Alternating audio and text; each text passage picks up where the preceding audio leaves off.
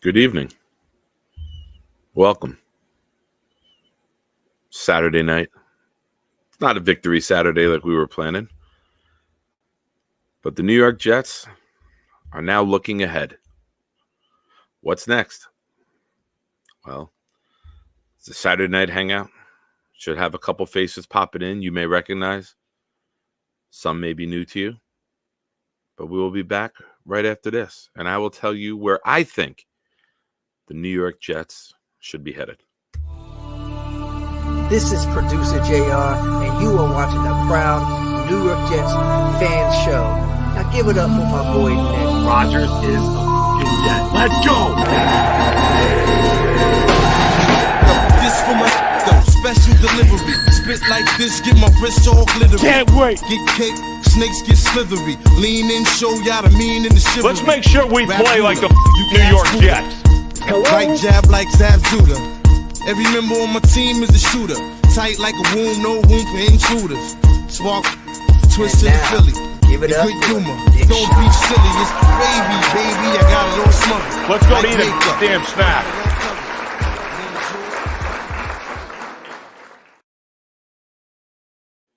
What's up, everyone? First, I should start off by saying my condolences to all of us, because it's a very sad day when you come to the realization that your season is over. And I believe that's where we are now. Some thought it before me. Some may think it after me. But this is where we're at today. Today is going to be a eulogy of some sorts. Today is going to be friends being somber together, finding ways to laugh, get through the bad times, and hopefully, we find some entertainment here. We're going to do our best. Eventually, I'll have some guests popping in. It'll be fun. Oh, Tigo. I see Tigo's here. Let me say what's up to everyone, then I'll get to the comments. Okay, I got your message. I saw that one. Tigo, you got the link in the Twitter if you're available. Braden, my man from New Zealand, has returned. YouTube unsubscribed me, but I'm back. Welcome back. I was sitting there, I was getting ready, and I get an alert. It says Braden, New Zealand, has subscribed. I'm like, Braden, there's another Braden from New Zealand? So that's what my comment is there. Twisted, my man. The team's in shambles. We're more of a support group. Exactly. That's where I feel where we're at right now. With where we thought we would be and where we actually are, it stings. It stings. Sean's here. Hank's here. My guy Wild Waves in the house. JW, what's up? Thank you for joining us. The man himself, Mr. Mess. What's Twisted got to say? Looks like the coach's GM will get a pass this year. We'll be seeing next. Oh, that's two good statements in a row. One question: will JD get his head of his ass and get us a decent backup, or say screw it? That's a lot, Twisted. That is a lot. Let me say hello to everyone else, and I'll get back to that. Todd's here. JR Jed. Raul Havana is here. Tigo. Snowball's in the house. Indy Colt is here. Let me see who else we got. Gentlemen, thank you. Let's have some fun. Let's start it off. Twisted with the question of the night already. I think the coaches and the GM get a pass. I do. I believe that ownership said we're not going to spend any more future assets on acquiring other quarterbacks. I believe that they said, let's just get through this year, and then we'll give you everything you need for next year, whether it's trading future assets for a star receiver, whether it's signing a big-time receiver, whatever the case may be. I believe that when Rodgers went down like that, they said, cruise control, get through the year, and then we'll go full steam ahead next year. I can't agree. I don't think Zach's on the team next year. I think Zach is just done. I think they've tried. Uh, it's not working here. Sometimes a change of scenery can do the body and the mind good for both the fans, the organization, and the player. And I think that's where we are with Zach right now, and I don't think you'll find many people who can logically argue that. I'm as big of a Zach supporter as there is, and I just think that the time has come. It's time to move on and shake hands, wish everyone well, and let Zach go in the offseason. But if you want to shake hands and say hello to someone, you need someone who's got a good grip. You need someone who's got a level, because you need a level to hang up all of those things in the office behind him. He's got a good grip on his beverage right now as I'm speaking. Oh, he just spit out when I said that. I saw him wipe the chin. Let's bring in my good friend, Mr. Gunny Gumby. What's up, bro? Yeah, I saw. Bruh, you got How me you doing, spitting man? all over this freaking equipment and stuff. Hey, what's up, brother? How you doing, man? You said Another level. season ended prematurely. I'm far from that. Not now, man. I'm defeated. I'm beaten. I'm over here doing videos apologizing to the fan base for having to endure our optimistic and positive outlook on the season when the Jets have continued to be the same old Jets, bro. Like I'm the furthest thing from level right now, man. I'm beat, bro. I'm just beat. But I had to chop it up with you, man. You sent me the invite, and I was like, yeah, I need some therapy. Let me just jump on Yeah. here with you, bro.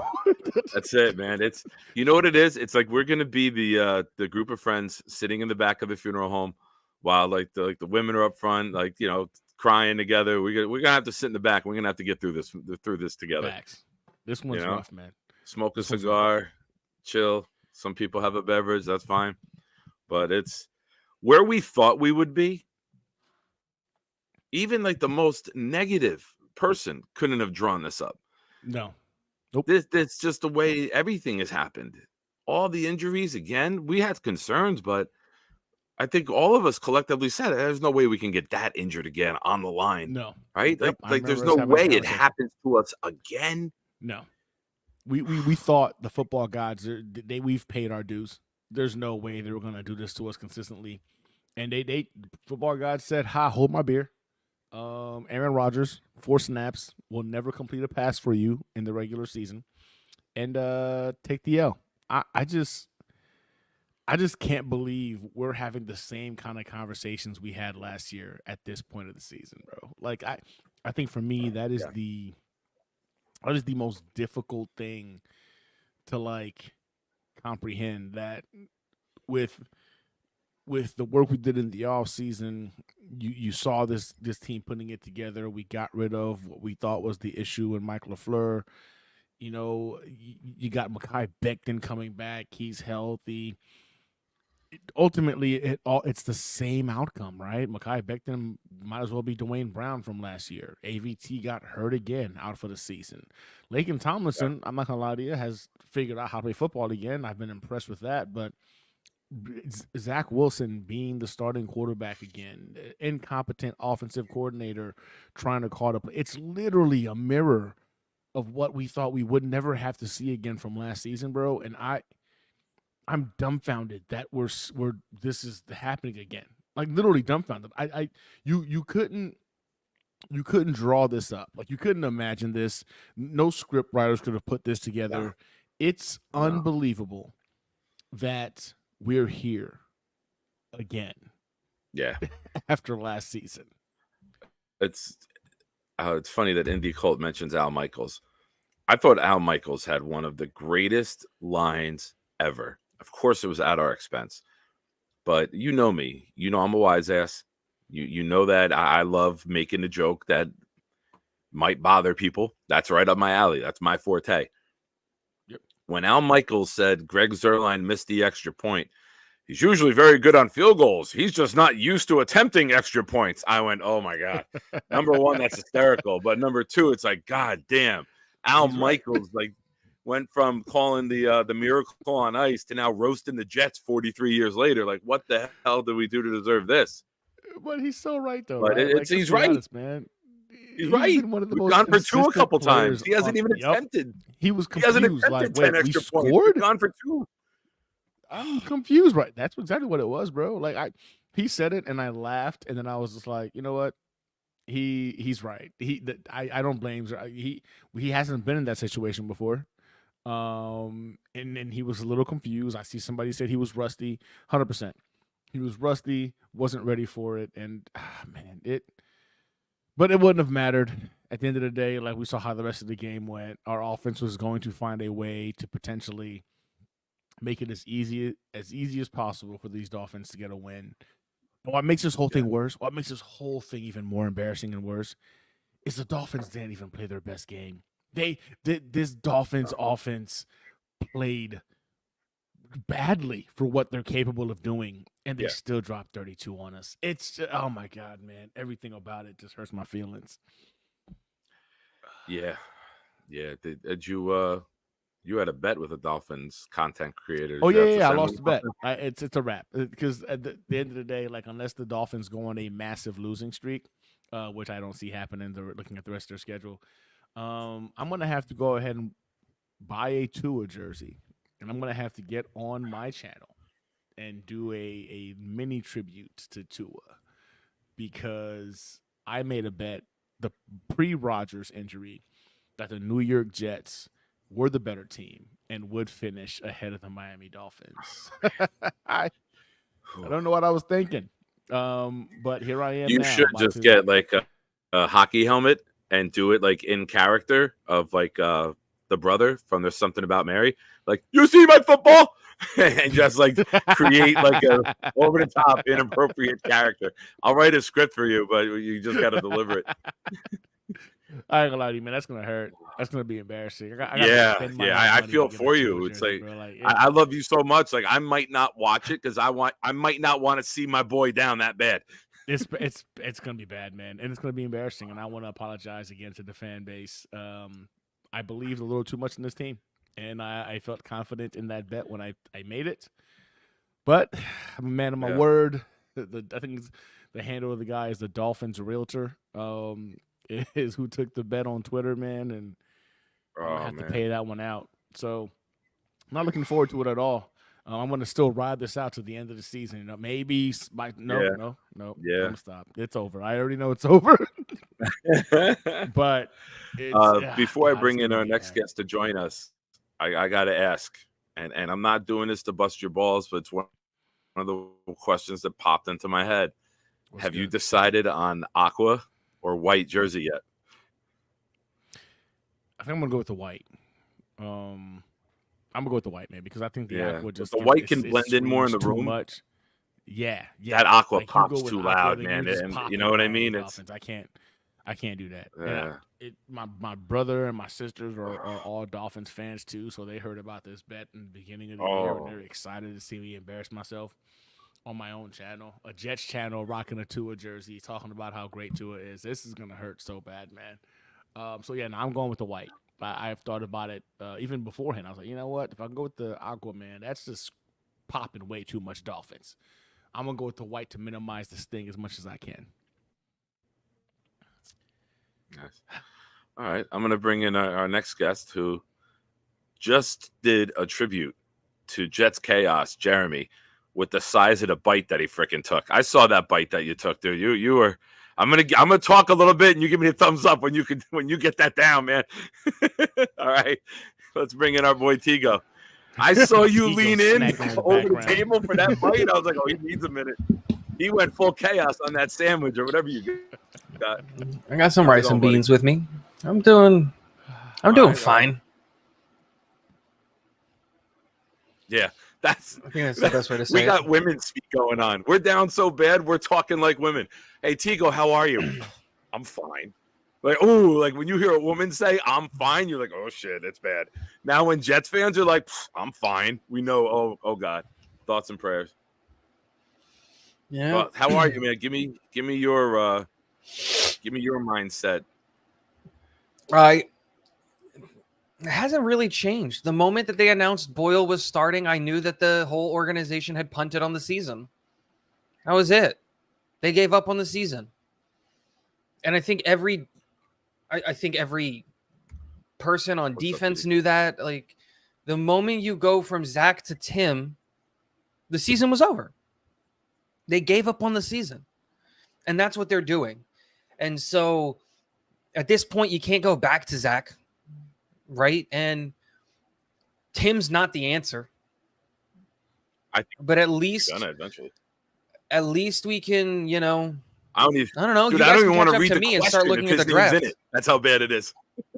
Like you can just come back and you guys can all join me and Dom and start talking about the draft.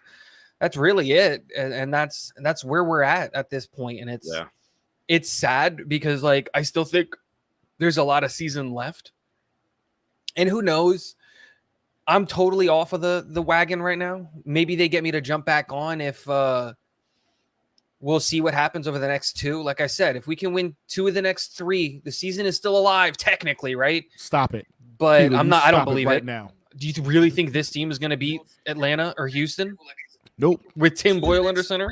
I don't believe there's a single game the Jets can win the remainder of the season. And I think that we can beat the includes Commies. Falcons game. I think we can No, beat see, the Commies. I think you're giving us too much credit. I just when your think, dude, offense- they sold everything on their defense, and that offensive line is the worst offensive line in football. So And I think you they'll can. still beat us. I think you can beat them. I- That's it. The thing though. is, I don't want to beat them. Like at this point, if we were going to put Tim Boyle in, it was obvious we gave up on the season. Yeah, dude. If Trevor Siemian was never the option, but you brought him in here to appease the masses because everybody was screaming, you need to get a freaking. No, you needed a quarterback here. QB3. Trevor Siemian was brought in to be QB3. That's what he is. Trevor, like everyone thought that Trevor was going to be, oh my God, he's the guy who's going to come in and compete for Zach. I don't know why anybody thought that, like at all. Dude couldn't win a backup job in Cincy. Come on. And we've seen the backup in Cincy now. You're saying that as if Zach Wilson would have been able to win the backup job in Cincy. I think he would.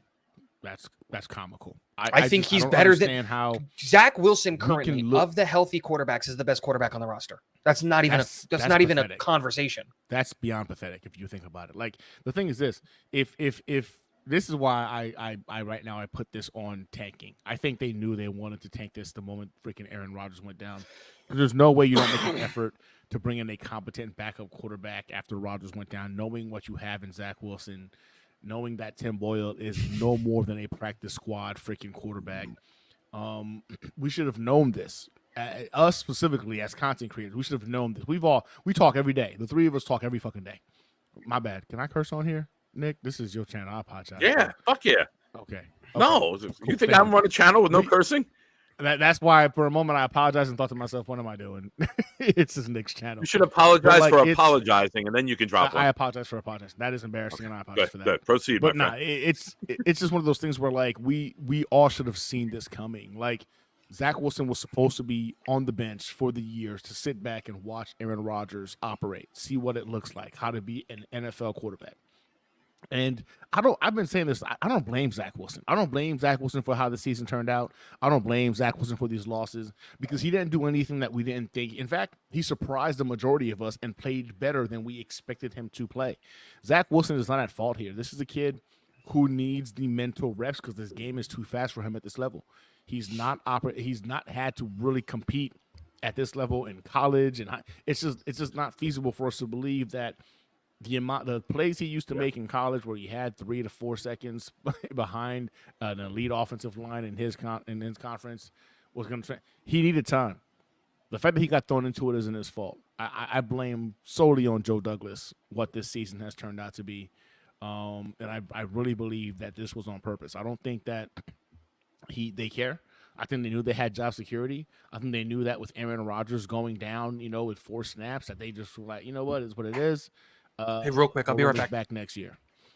It's the whole thing just agitates me, man, because I look at what Dobbs is doing, and he was an option for the Jets to go ahead and go and get, and I'm like, if they gave a damn about this season, Dobbs would have cost them nothing to bring in, cheap contract, give up a 6th or 7th, or hell, give him Michael Carter for freaking Dobbs, player for player.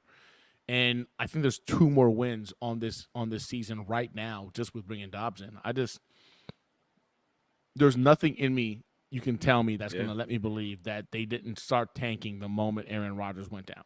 I think they were more shocked they won those 4 games after losing Rodgers than we were, and they were okay with it. Joe Douglas, to me, is 100% to blame for what's happened this season, and it's because he knows he's safe. He knows no matter what, I'm gonna get till next year because Aaron Rodgers. I brought him in, and that's my safety blanket.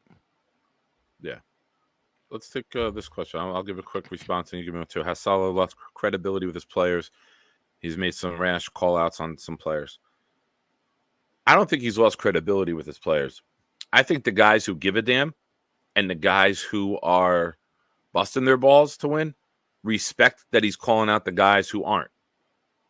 I think if you're a CJ Mosley, if you're a Quinnen, a Quincy Williams, you want to see somebody get called out when you bust your ass for 4 quarters and CJ Uzomah commits a hold that cost you a win.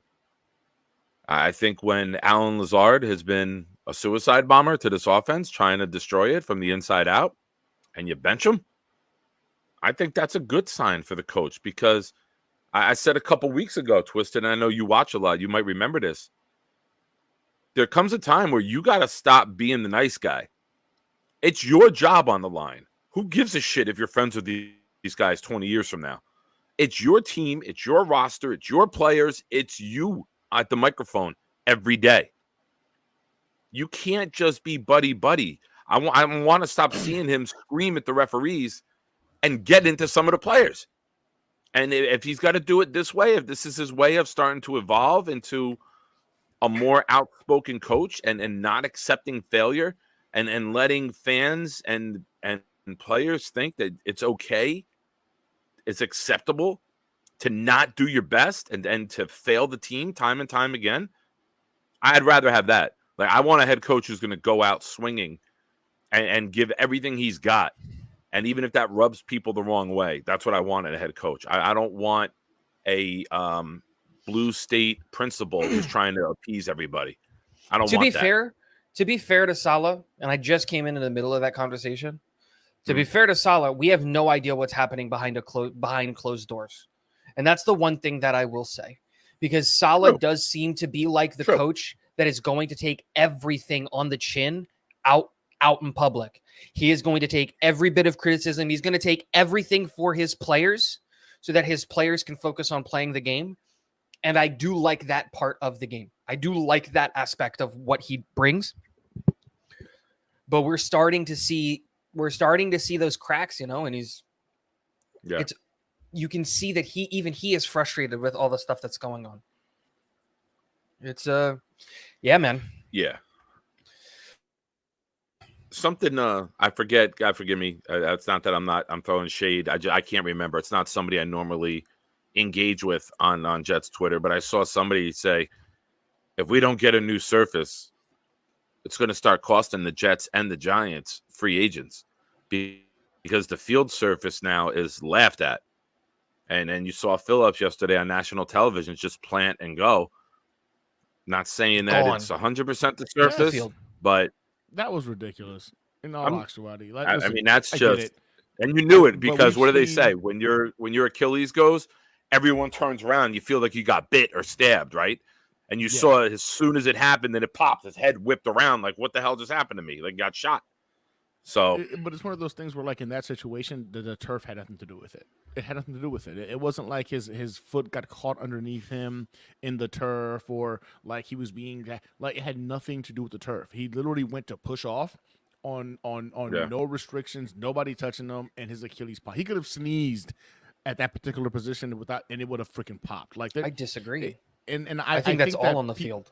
No, it's not. It's 100% not. It's concrete under that rubber, dude. His leg hit there hard. In terms of Achilles tears, there's been the equal amount of Achilles tears on grass fields this year that there has on turf. So let's stop with that. Like, but that's this year. What is the bigger? I get the turf sucks, but everybody crying and saying, "Oh my God, the turf at freaking MetLife took another one." You're being ridiculous. Like, if you've ever played sports in your life, that situation had nothing to do with the turf. He went to go ahead and push off, and his Achilles popped. The Achilles is one of the weirdest freaking tendons in the human body.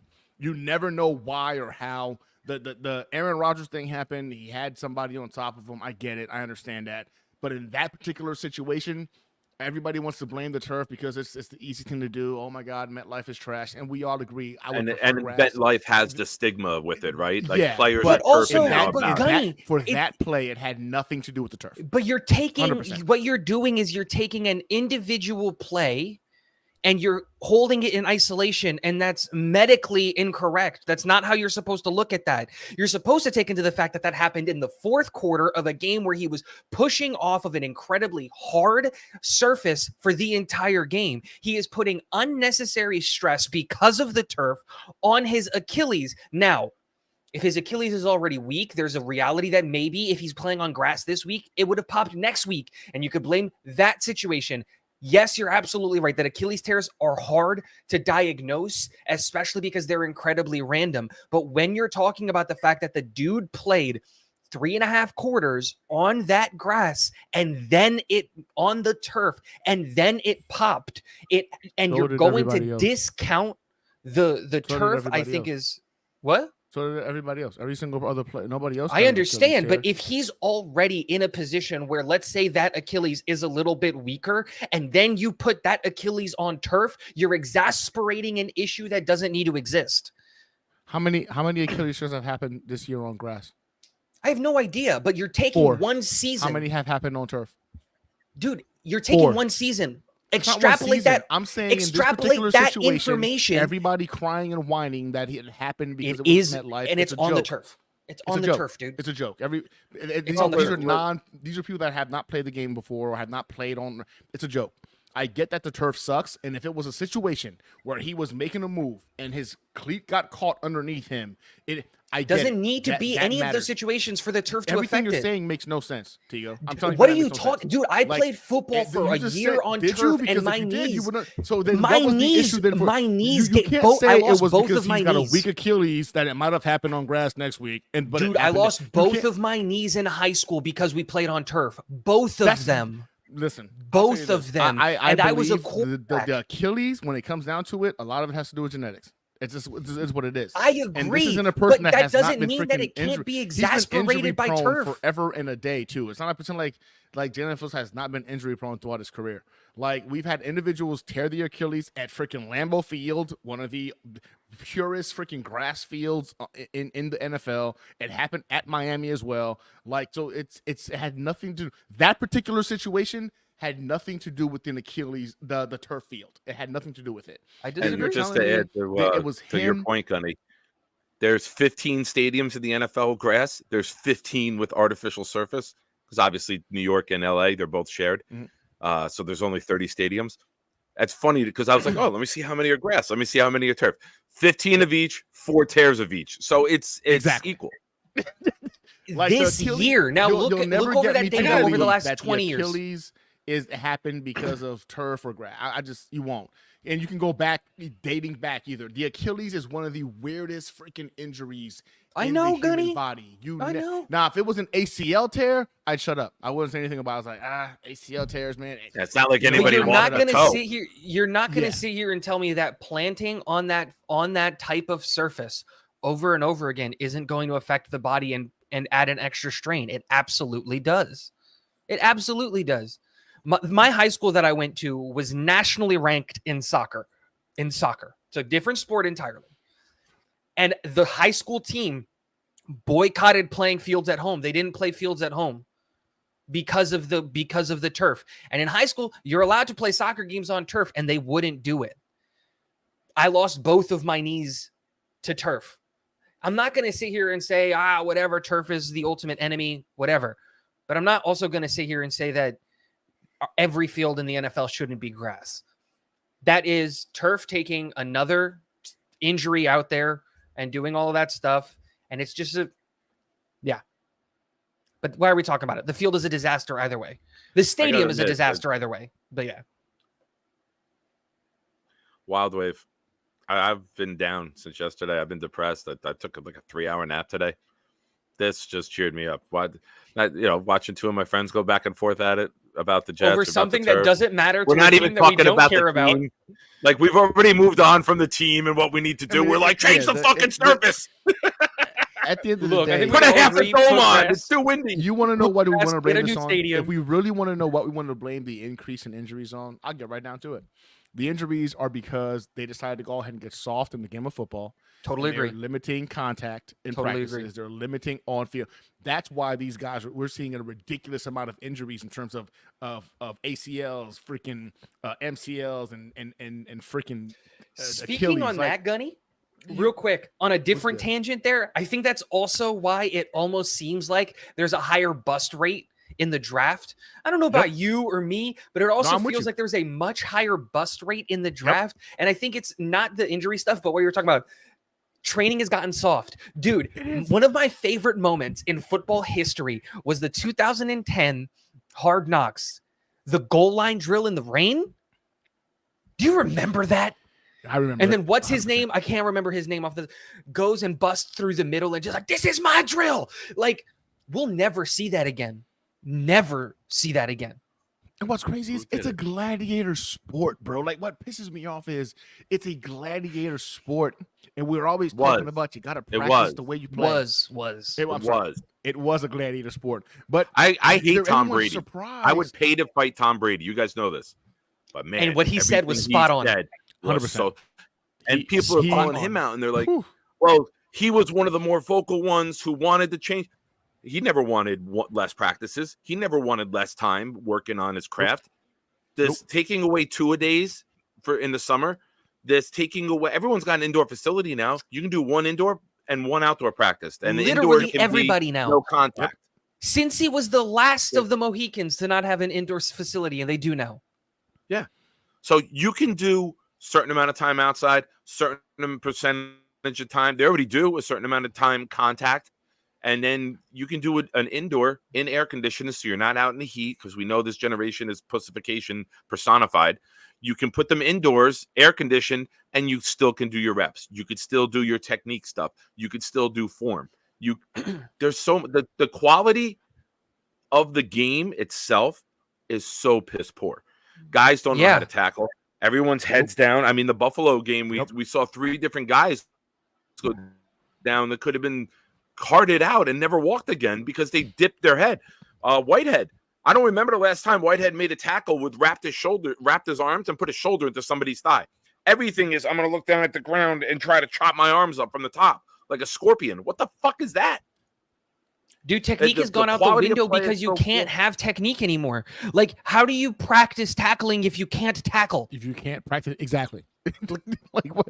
I'm It's- sorry, but a dummy's not a human person that's moving and doing all of this stuff. Nope. Like, Yeah. I can tackle a dummy 10 times out of 10 with perfect form. Put a human in front of me, I can't do it. You gotta. That being adjust said, that I never person. played the defense. The way the I never NFL played is right defense. now, I threw balls. it's like sitting in a parked car in the driveway saying, "This is how you turn. This is how you use your blinker. That's how you hit the gas. All right, go drive." There's gonna be dude, that's not accidents even that. everywhere. That's not even that. It's here's a car, you should figure it out. That's what it is. Right? You played Grand Theft It's- Auto. Yeah, You yeah. got it. Tony figured out. Dungy. You You're played Need good. for Speed. You played Need for Speed once, right at Yeah. that arcade when you were 3. You got it down. Yeah. It's, Tony it's Dungy said ridiculous. after it's a our, travesty because it's taken away from the quality product that we've all grown up enjoying, right? You're seeing a lot of freaking big time athletes now getting injured. Isn't it funny that the majority of the guys who didn't get injured early on in their careers are getting injured now because they changed the way they freaking practice? Like nobody's putting that together. The Dude, majority and of the guys you're seeing is the guys who, hey, they had elite great careers before this, and then we changed the way they practice. Now they can't stay on the field. Like you got to correlate the two. And again, I'm a big fan for switching all the fields to grass too. I want to make sure I'm clear about that. Yeah, Gunny's not 100%. anti-grass. Yeah, I'm definitely all about grass. I'm not saying like, oh man, I'm for it. What I'm saying is when you look at the bigger picture, I think you got to look at how they started practicing, how they're training their bodies. They're not getting acclimated. Me and Tigo will tell you right now, like if you're in the military, then you got to change every freaking year. We got 2 different kind of physical fitness tests. Yeah. You got to acclimate your body in order for you to do those physical fitness tests at a high level. If you don't, you could be in great shape. Surprise, you're going to go ahead and wind up failing one of those or looking bad on one of those. It's just the nature of the game. Happened They're to me not once. practicing the way they play. And when you're not practicing the way you play, your body is have no reason to go ahead and strengthen up or there's nothing building up these tendons. And again, the Achilles one, I don't know if you can fix that because that is a fluky one. But the ACL tears have become many. The high ankle sprains have become many. Like, you're seeing those like way too often now in the league. And it started when we decided, you know what, let's go ahead and take away the padded practices. Let's go ahead and take away more time on the freaking practice field where there's contact. You start doing that, man, it's just a matter of time, man, before it's flag football. It's just a matter of time right now before they decide, you know what? Let's just go ahead and make a flag football. Dude, give everybody a flag and call it a day. That is a great analogy that you said, like leading up to like when like you were in the military, like when we were in the military, right? I was rucking with Marines and doing all that stuff for a long time, right? I was a medic for many years, and they're not the same muscles that you work out for the PT tests. They're just not. Thankfully, I was in the Navy, so it was a little bit easier than the Marines. Ooh, thank you.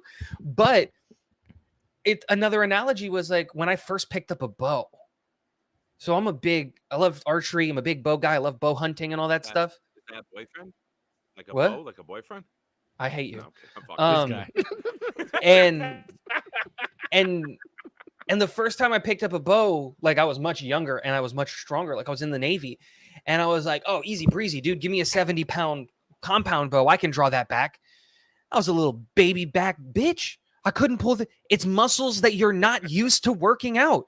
They had to give me a kid's bow to get it to, because you're not used. Dude, when was the last time you used this muscle on your back? Like, you just don't use those muscles to do those things. And so like, it's really, really ironic that you said that. But like one of the like things that I like that Tom said that hit home so well was there's no fear to throw anywhere in the field anymore. Can you imagine? I was thinking about this the other day after I saw this, and I was like, dude,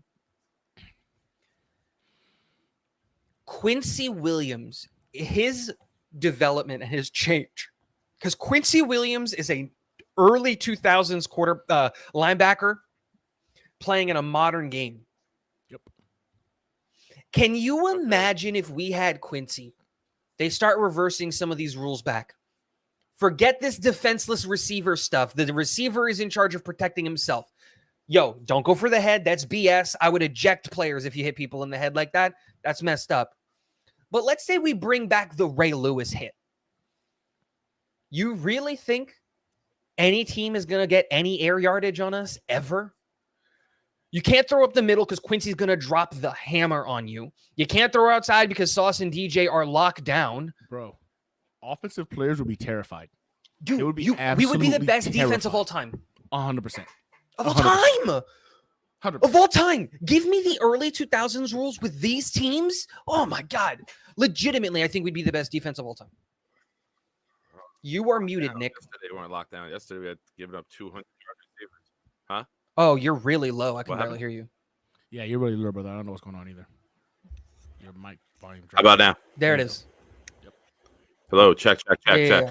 All right. You're winning. Sorry. I was messing with the volume, and I guess I turned it the wrong way to turn it all the way down instead of up. Lockdown wasn't yesterday.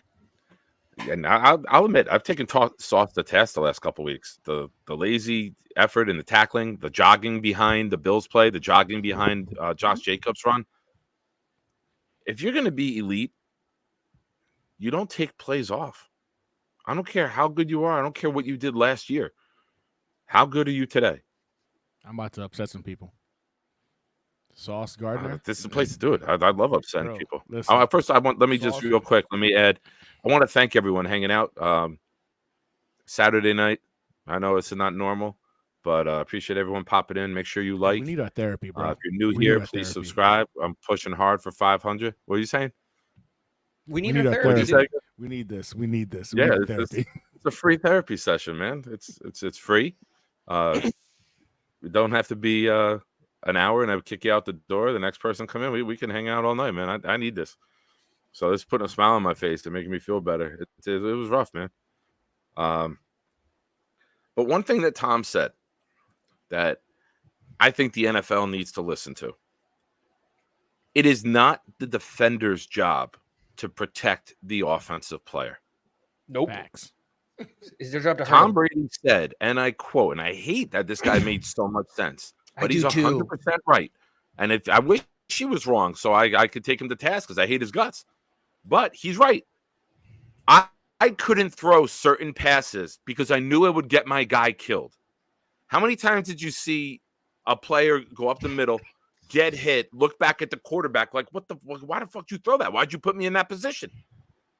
Nowadays, all these guys Quarterback are play has catching the gone ball. down because of What's it. the first thing they do when they catch the ball? They drop their head. Now, if I'm going to make a tackle and I got my shoulder coming at your sternum and you drop your head into me, how the fuck is that a penalty on me? That's your fault. That is your fucking fault. That's something that they need to do in their off-season training and their adaptation of the rules. If an offensive player puts himself in a position to be at risk, there is no penalty. We all know when we see a blatant, stupid, erroneous, idiotic play. But we also know when we see an offensive player dip his head to get and draw contact to it. That should be a penalty on the offensive guy. Running backs, yeah, they lower the shoulder pads all the time. They don't call that contact in the box, right? It's not a defenseless runner if you're 5-6 yards into the hole. But if you're over the middle and you're dropping your head to protect your ribs, that's a penalty on you if you draw the contact with your head. Catch is no good, 5-yard penalty. They're going to stop doing it. No, I wouldn't even call the penalty. I wouldn't even Why call is the it on penalty. the defender?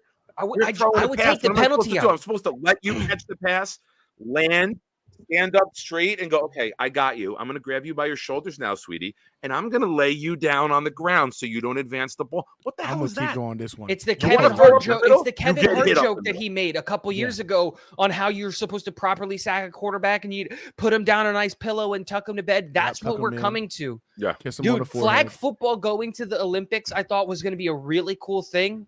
Oh, this is awesome. Football on a national stage. Maybe we can start bringing in some of these other athletes around the world into this sport and getting it exciting and all of this stuff, right? And now I'm thinking about it. I was like, this is the first step of the National Football League headed that way.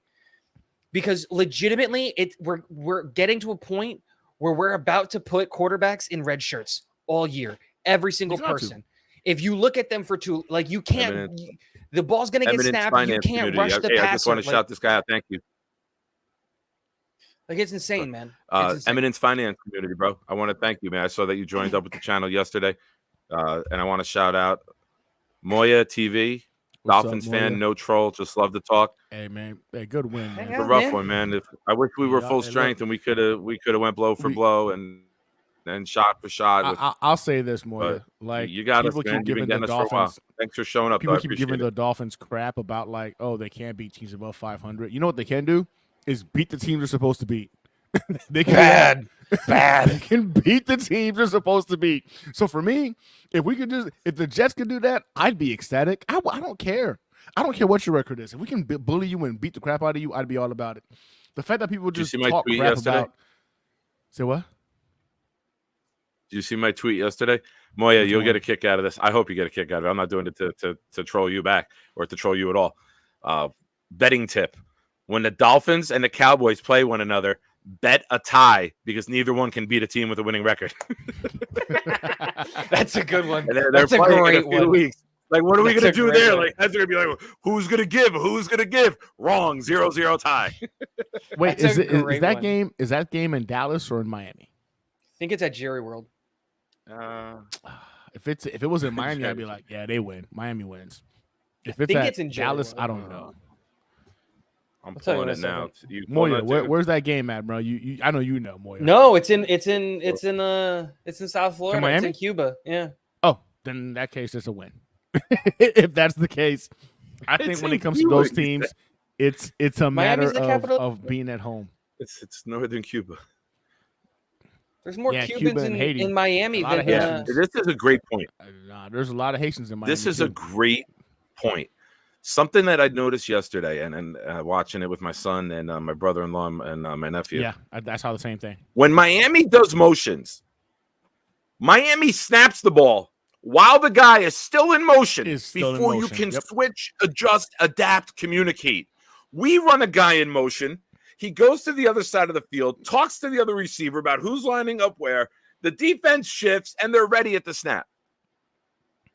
Part of the motion is to get you out of your alignment, to catch you off guard, to be advantageous. We don't do that. We shift, reset, look at the guy for 5 seconds before we snap the ball. What's the point of the motion? To help the quarterback diagnose the defense. Good point. We're not. We don't have. People need to. But you want it. We need to create an advantage. We don't have a quarterback. We aren't good enough. How? Besides We Garrett don't Wilson, have a quarterback that can use the motion properly, and we do not have wide receivers who can handle their play assignments in motion. Dude, I know we got all excited about Xavier Gibson and Jason Brownlee. They literally cannot operate the offense. I love those kids, and I love the potential that they have. They should not be on an NFL roster, on an NFL field. That's plain and simple. And Xavier Gibson is wide receiver 2, and Jason Brownlee is wide receiver 3. I'm not going to ask those kids who can barely run a route to also get in motion and to take advantage of all that stuff. I'm not going to sit here and blame Hackett because at least he's trying to give them something, dude. Okay. But here's a simple concept you could run. You have Wilson on the one side. You run Gibson. Right before it gets to Wilson, you snap it. Wilson does a slant. Gibson does a bubble. If the cornerback on the outside jumps with Wilson, you throw it outside before the safety gets there. If he drops out on the bubble route or on the, the bubble or the wheel route, you throw the slant to Wilson. It's a simple one-read concept against the cornerback before someone else can shift out and before he can turn to the safety and communicate. When they get reset together in a stacked alignment, they look at each other like, all right, you got this, I got that. There's no point to it anymore. You're not doing anything. Watch Miami. Everything is guys. Yes, because they have their starting quarterback and two elite wide receivers. It has nothing to do with starting quarterback. It has nothing to do with two elite wide receivers. We're asking way too much of Nathaniel Hackett. That's not it. Nathaniel Hackett's offense used to have motion in it. And back in Jacksonville, he was doing pre-snap motion. That was how long ago? How many years ago was that? He was doing pre-snap motions. Earlier this year. How long ago was that? I was drinking 4 years ago. I'm not drinking now. Dude, that play that you were talking about, Nathaniel Hackett has literally called that exact same play, and Zach couldn't hit either of them. Dude, so why are you going to put the players in motion if Gibson, who has been put in motion before this year, can't turn his head around? Okay, but if the kid's not turning his head around quick enough and the quarterback's getting killed because the offensive line can't protect, dude, you're asking too much of a team that is too depleted and doesn't have any assets to take advantage of that. I'm so sick and tired of this excuse of like depleted this and depleted that. The Miami Dolphins right now had like their third and fourth string freaking offensive linemen out there, and our defensive line, which is supposed to be elite, couldn't create pressure to get the freaking Tua. He was able to get the ball out quick enough, looking at half of the freaking field. Why? Because McDaniel makes it easy for him. Tua threw an interception in the game, and McDaniel still said like, "Hey, you know what? That's my bust. I should have had a better play for him for it to be easy." Like, we're making so many excuses because for us, it's like, oh man, the moon wasn't full. That's not grass. It was Miami can get away with one read because you can't double people on that team. Because it's the NFL. Everybody gets freaking injuries. Not we lost Aaron guys this Rodgers. year. Got it. Understood. We lost Aaron Rodgers. But the Miami Dolphins right now, the freaking Buffalo Bills right now are playing depleted as well. And we can't even put something that resembles a Division II level offensive freaking like play. I'm not putting this on the freaking players. I can't. Nathaniel Hackett is a bum. Nathaniel Hackett's a bum. I'm starting to feel like freaking Coach Salah's a bum. I look at this freaking team right now, and the biggest difference between look at the freaking Texans. The Texans are not a great team. They weren't a great team last year. And they got C.J. Stroud, which I think is a really, really good component of aspect. Got a top 10 quarterback. But you know why? Do you know why C.J. Stroud is looking so good? Because he has an offensive coaches that can make his life easier. Their offensive line isn't great. He's got no freaking real weapons. Tank Dell is his top freaking weapon. Let's be honest here. Every time we make excuses, Collins. I'm sorry, who? It's Nico Collins. It's the other wide receiver. Okay, cool. Still sad. It's still sad. The fact that we continue to, as Jets fans, we do this all the time. We make all these excuses about, where we're injured, or the pinky toe was stubbed, the weather wasn't great. I'm sick and tired of doing it because we're seeing other teams still operate and win games. Freaking Dobbs went to Minnesota with no practice and won a freaking game over there. Like, at some point, we got to be honest with ourselves. The coaching sucks. Our coaches, they suck. Unless they have everything perfect, they can't figure out how to play football. Nathaniel Hackett isn't an OC. He's the benefit of Aaron Rodgers getting him a job. What he did with Blake Bortles, which I was using as argument earlier on, as, man, this dude did this with Blake Bortles. I'm sorry, I haven't seen it. Zach Wilson, I think talent-wise, is better than Blake Bortles. And we just haven't seen any of that come to fruition to where I can't do it anymore, man. I just can't. I can't make excuses for this freaking team. And we are probably amongst the most positive Jets content creators there is, and I've been very positive. I really had the audacity to say that freaking Zach Wilson would be breaking records last year for the New York Jets offense. Like, I can't do it anymore, man. At the end of the day, it's the same product we saw last year. We've got new players on this roster, new members on this team. The biggest difference, or the common denominator, Joe Douglas, Coach Saleh, and you bring in a bum and Hackett because, Aaron Rodgers told us to. But at some point, man, we got to look at it and call it how it is. We can bring any player we want to into this freaking organization. And if I'm being honest with you guys, 100%, I don't think Aaron Rodgers is going to fix this. I don't think Aaron Rodgers can fix this next year. When he comes Dude, I disagree wholeheartly with the whole play calling thing. We've seen what this offense can actually look like and all of that stuff. If you want to highlight real quick Wild Wave's comment real quick for me, Mike LaFleur would create ways for a lack of talent on offense to get guys open. Hackett is a hack. Last year's offense, even at quarterback, because Aaron Rodgers played 4 snaps, is better objectively than this year's offense. It is. Objectively, and it's not close.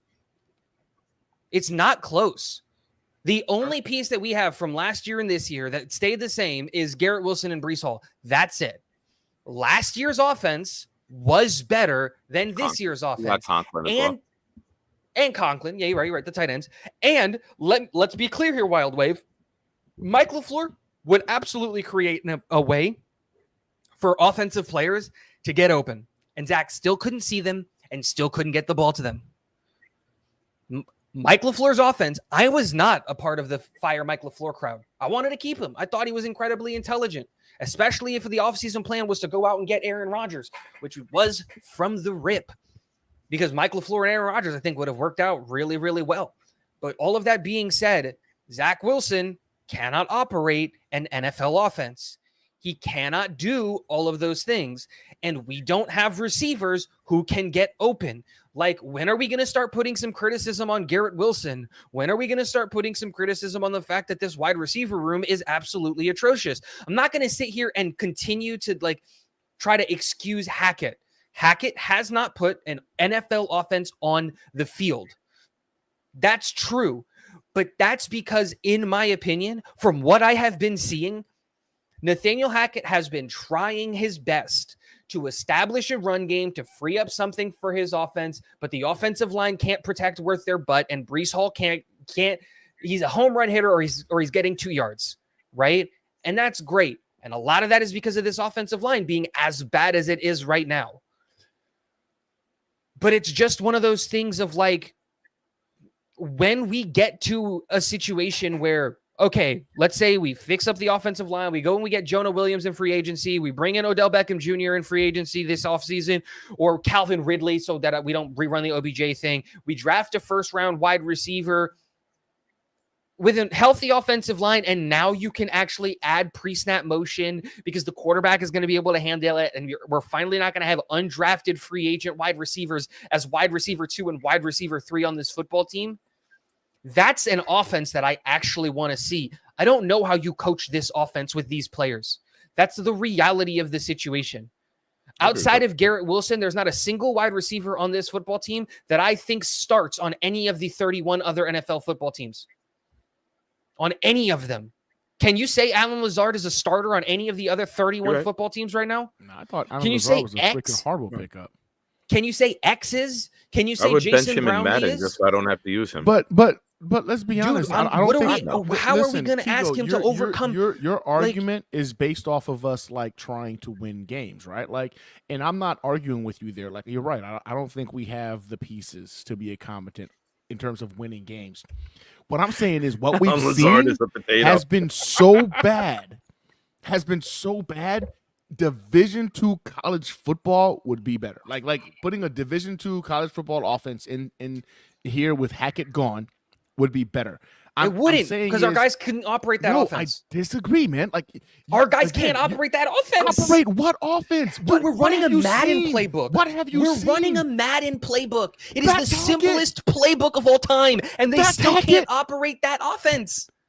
Oh my God, Hackett is literally running a Madden playbook because because the players, that's all they can handle. I can't. I don't understand this, man. I don't understand how anybody. Dude, what are you going to ask this team to do that they can handle? Like you said it yourself, last year with worse personnel. No, better personnel last year. Points. No, who? The entire wide receiver. Corey Davis was freaking injured. Freaking 10 games last year. Okay, Elijah Moore is wide receiver 2. Elijah Moore is better than Alan Lazard, than X, than Jason Brownlee, than Randall Cobb. By the trading deadline, so that doesn't count. Dude, it's still better than what we had this week. Jeff Smith at least caught balls. Hi. Braxton Berrios is better than all the guys that we have. Hi. Remember me? Don't make me meet you. My bad. Listen to the Dolphin fan, and I don't say this very often. Hit the like button. And I want to welcome Freedom House 1984 who subbed, and Moya the Dolphin fan also subbed. So thank you, gentlemen. I appreciate you guys. While we got a good amount in here, and we got some new guys. Tell them where they can find you guys. Gunny, go ahead. You plug your stuff while we got everyone in here. Yeah. I'm at New York Jets Situation Report. On YouTube, I'm on Twitter, I'm on Facebook, I'm on TikTok. I'm all over the place. But my bad. Go ahead, Tigo. Tell them where they can find you. It's Talking Jets with Tigo. It's right there. That's it. Boom on everything. Yeah. Go ahead, Gunny. This offense is trash. It starts. Absolutely. Let me get her. Listen, I sit back when I argue a lot. When other people are on and other people want to argue, like Nick, I think somebody chimed before. Look at Nick just sitting back. I'm like, go back and forth on this one. You're just like, go ahead, boys. I've tried to talk. I haven't gotten a goddamn word in. Yeah, but if you get loud like that, you would watching other people argue. Like there was one point where I was just sitting here like bobbing and dancing. I was enjoying it. Wow, good point, Raul. I think Madden playbook was too. You're giving him too much credit. It's more like a Tecmo Bowl. I think Tigo's giving him too much credit. Yeah, you had 4 runs and 4 passes. So I got some news. It's not directed to the Jets, but indirectly it affects us. Michigan lineman, standout, Zach Sinter suffered a broken tibia and fibula during today's win versus Ohio State. So a lineman that I was keeping an eye on for maybe round 3, or if we traded back and got an extra 2 or got a round 2. Somebody I thought that could have been a nice little surprise pick for us in the NFL. Sad to see him get injured. I've broken both my tibia and fibula walking into the Jet Cowboy game on September 28th, 2003, and I still have a plate, 6 screws, and a pin in my left ankle. Yes, the same left side that the ACL ruptured. Yes, the same left side that the toe is now missing. So the left side of me has been a disaster. That's crazy. The team couldn't execute. So I feel bad for the kid, And it's another opportunity for us to go ahead and pick him up. And is he a senior? Yeah, but he has another year. I believe he is a senior, but I believe he has an extra year of eligibility. He's not a 5th-year senior, so he can go back, I believe. I'll tell you exactly in 1 second. He's a guard, right? Yeah, left. He is a senior, but he is not a redshirt senior or anything like that. So he can theoretically go back for a 5th year. Hey, just go to the draft in the 4th round. We coming for you. He won't get drafted with 2 broken legs. I would still draft him. He'll get it didn't happen last year. Who was the guy last year that was like a 2nd or 3rd round pick? Nah, No, he the was kid this was a guy Voorhees. who was going to be a Voorhees from Voorhees. USC ruptured his ACL at the draft. Still did 38 bench presses with a ruptured ACL, and he got Went drafted. undrafted. What in the seventh? No, he got drafted. He got drafted. Six. Yeah, I fifth. want to say six for Voorhees. I If you think pull was it, the fifth actually. He got drafted. If I'm not was it mistaken. Carolina? I want to say Carolina. If I had to put thought it money was on it, I would Tennessee. say he What's was his first drafted name? by Carolina. Andrew. I just know it's for you. Okay. I was like, I'm good. If it's Andrew Voorhees from USC, I'm good. 7th round by liked the him a lot. Ravens. 7th. Oh, Ravens. Ravens. All right. Yeah, Yeah. and it is Andrew. Yeah. That part I knew. The team I knew it was an East Coast team. But they're all And East a broken Coast leg teams. is Voorhees, easy to but bounce back Voorhees was from. a 2nd round pick. Zinter wasn't. Zinter was a Very bare. important question. No, Still got I your believe that was the no. one I busted earlier. Waka waka. Thank you.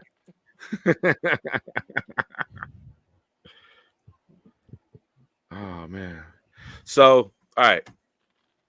Hour 2. We're Jets fans.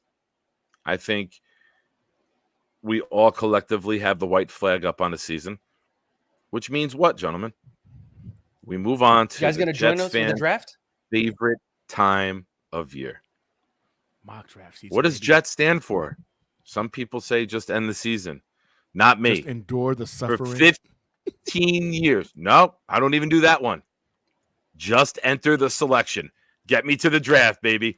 Just enter the selection is what Jets stand for now. So let's talk about it. Right now, the New York Jets are at number 8 on Tankathon. They can move up to possibly 6th if a couple teams win on Sunday. So as of right now, we'll split the difference. Say we're 7 or 8. Who would you like to see the New York Jets draft? What position and or player, if you got one in mind? Gunny, I'll throw it to you first. If Marvin Harrison Jr. happens to be available, without question, without hesitation, you run up and you hand the card in. Do you start If he's- elbowing babies to get to the podium? Yeah, whatever you need to do. If Agreed. Marvin Harrison Jr. is available at our pick, I don't care if it's freaking the 8th pick, the 3rd pick, the 1st pick. I want Marvin Harrison Jr. I think this kid is probably the only can't miss potential player in this draft. I think bringing him on immediately makes you Ed Bowers. makes your offense Tight better. end from Georgia. Ed Bowers from Georgia. I see a lot of hype on that one too, but I'm going to pause on that one, man. The whole Antonio Gates thing. But you got to put him in the right No, he system with the is. right quarterback He to is. make an immediate No, impact. Yeah, I that's what I'm think saying. talent-wise, He's there.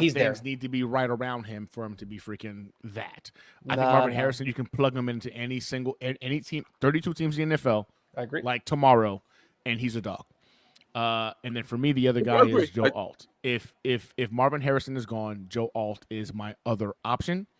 And if both of those guys are gone, I'm a big fan of JJ McCarthy. I love the kid. I know people are like, "Oh my God, we can't do quarterback again."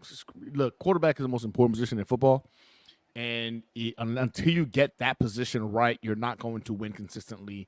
Aaron Rodgers is not going to be here for the next freaking 10 years, 15 years. He's got, I would honestly say, one more year. And we have no idea what version of Aaron Rodgers we're going to get as a New York Jet. We only know him from what we saw in Lambeau Field. And the last year he was there, it was average, right? So there's so many unknowns about Aaron Rodgers. I am not opposed to getting one of these quarterbacks. Anybody but Caleb Williams, I think he's a bust waiting to happen. But I love me JJ McCarthy. He's my number 1 guy in this draft in terms of quarterback play. So in the first round, I'm down with freaking Marvin Harrison without question. If he's there, you don't take him, I'm pissed. If he's gone and Joe Alt is there, you don't take him, I'm pissed.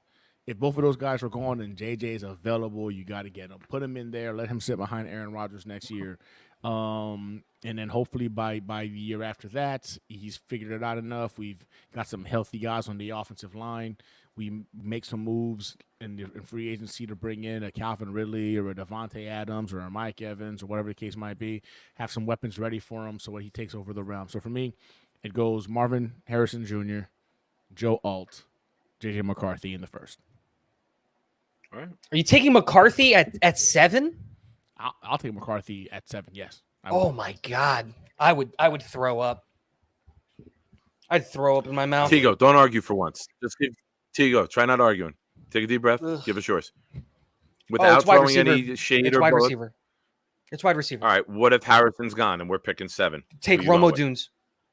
If Harrison is gone, you take Romo Dunes. If Romo Dunes is gone, you take Keon Coleman. If Keon Coleman is gone, get Xavier Leggett. Like, it's a wide receiver. If the first 7 picks are wide receiver, the 8th pick is also going to be a wide receiver. You take a wide receiver in the first round. I am not going to get a no tackle. interest in Bowers. So you're Getting an saying elite that weapon if Bowers Harrison's is- gone? I would take Bowers. I would go in my list would go in order: Marvin Harrison Jr., Romo Dunes, Brock Bowers, and then some of the other wide receivers in this draft class. I'd take Malik Neighbors. I would take Keon Coleman. I would take Amika Ibuka. Give me a wide receiver. And this is Or Brock knowing Bowers. that Calvin Ridley is going to be a free agent. Mike Yep. Evans is going to be Go a get free one of them agent. too. Devontae Adams has already expressed it. So this is even knowing those guys. You'd still go wide receiver? That is including one of those guys. Go get Calvin Ridley and then take a first-round wide receiver.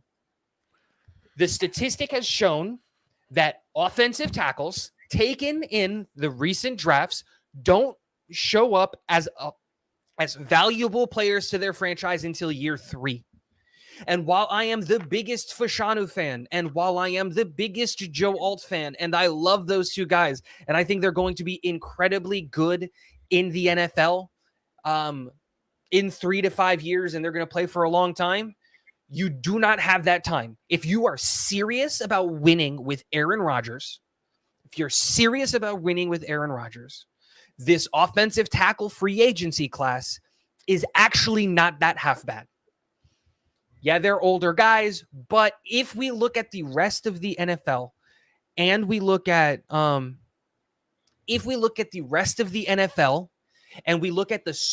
average age of starting tackles in this league, they are all, I think, like, dude, all of the guys that we talk about, they're all over 30. They're all past 27 years of age. So this idea of that you're going to trust Joe Alt, who, again, I love, at the number 8 pick, who he's probably not going to be there, to come in and protect the blind side, I'm not for it. The stats don't match that up. I would rather go out there and spend big money on Tyron Smith, on Trent Brown, on Michael Onwenu, on Jonah Williams.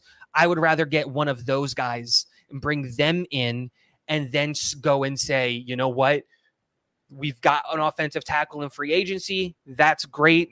Let's go get a wide receiver in free agency, and then let's add another weapon in the first round in free agency through the draft. That's what I would do. I would even legitimately, in a draft class where we have so little draft capital, I would legitimately take a look at what would it cost to go up and get Marvin Harrison. Legitimately, I would have that conversation, and I would give up this year's first and next year's first to go and get Marvin Harrison if that's the case. The 2 quarterbacks go off the board. Who's picking at 3? Do they want to come back a couple spots? I would even do that because I think Marvin Harrison is that big of a can't miss prospect. And if we're within striking distance to go get him, I would go get him. But reality is, if Romo Dunze and Marvin Harrison are off the board, I love Brock Bowers, but I can't justify a top 10 pick on a tight end. I love Brock Bowers for this team, but I would trade back. I would trade way back. If you can get into the middle teens, that's the Keon Colemans of the world. That's the Amika Ibukas of the world. And that's still a really good wide receiver class. But if you're going way back into the 20s, then I would take a serious look at JJ McCarthy if you're trading way back, because that's where he's going to go. Okay. That's fair. Wide receiver. So I'm going to just add a little nugget to mine.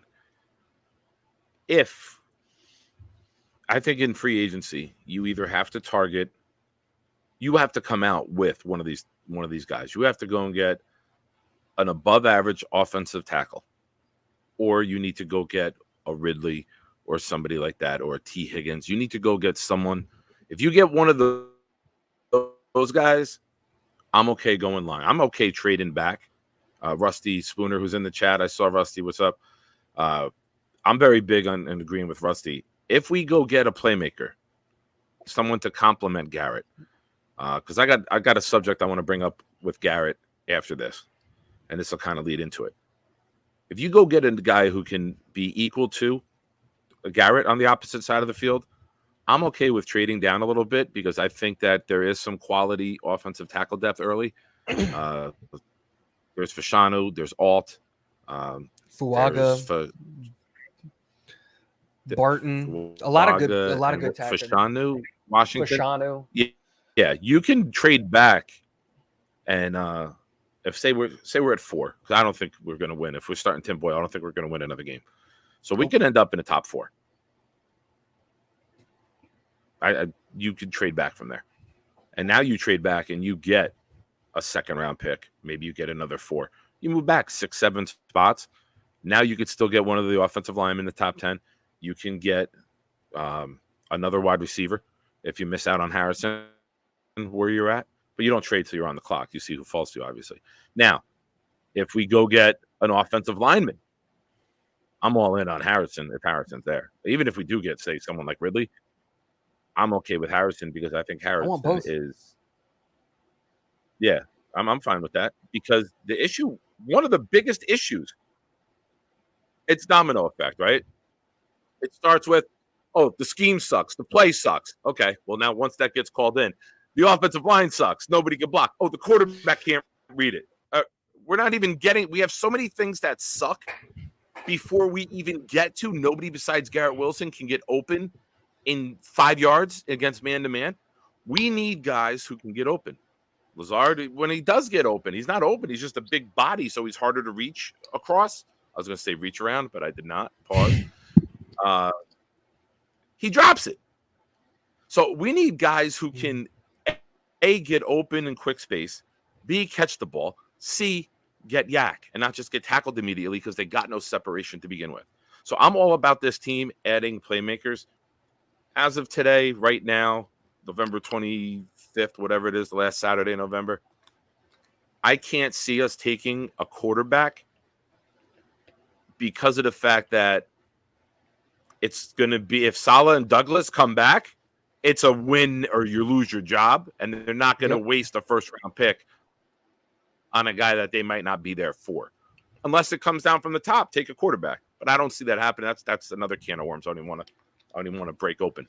But here's something I want to throw out on Garrett. If I'm wrong, tell me. But it's a thought that I had. I'm not on this hill. I'm not ready to die. I'm not ready to go to war about this. But it's a thought that I've had. Is Garrett Wilson really a number 1? Or would Garrett Wilson be like a Waddle and be an amazing number 2 paired with somebody like Harrison? Because Harrison is a 1. Chase is a 1. Jefferson is a 1. I agree. I think Garrett Wilson is a. I said that this offseason. Okay. All right. So I'm not saying it. I was big on Garrett Wilson being wide receiver 1, but after this season and then seeing him, alligator arm some things with the fumbles and body catching, man, I'm like, okay, so you're a great wide receiver 2 and an okay wide receiver 1. So for me, I'm with you, bro. I think you bring in one of those guys, Marvin Harrison specifically. That's wide receiver 1, and getting Garrett Wilson compliments him. So you're not crazy for saying that. Here's the thing, though. With that. Here's where I don't like this conversation really quick. Go ahead. You never go really quick. That's why I tried jumping in. Go ahead. Because there'll be 100 comments by the time you're done. But number 2 guys are getting 1,100 yards, Mike. That's why. Listen, I'm not trashing Garrett, but there's a lot of number 2s who are getting 1,100 because with 17 games, 67 yards a game. That's not really elite. Yeah.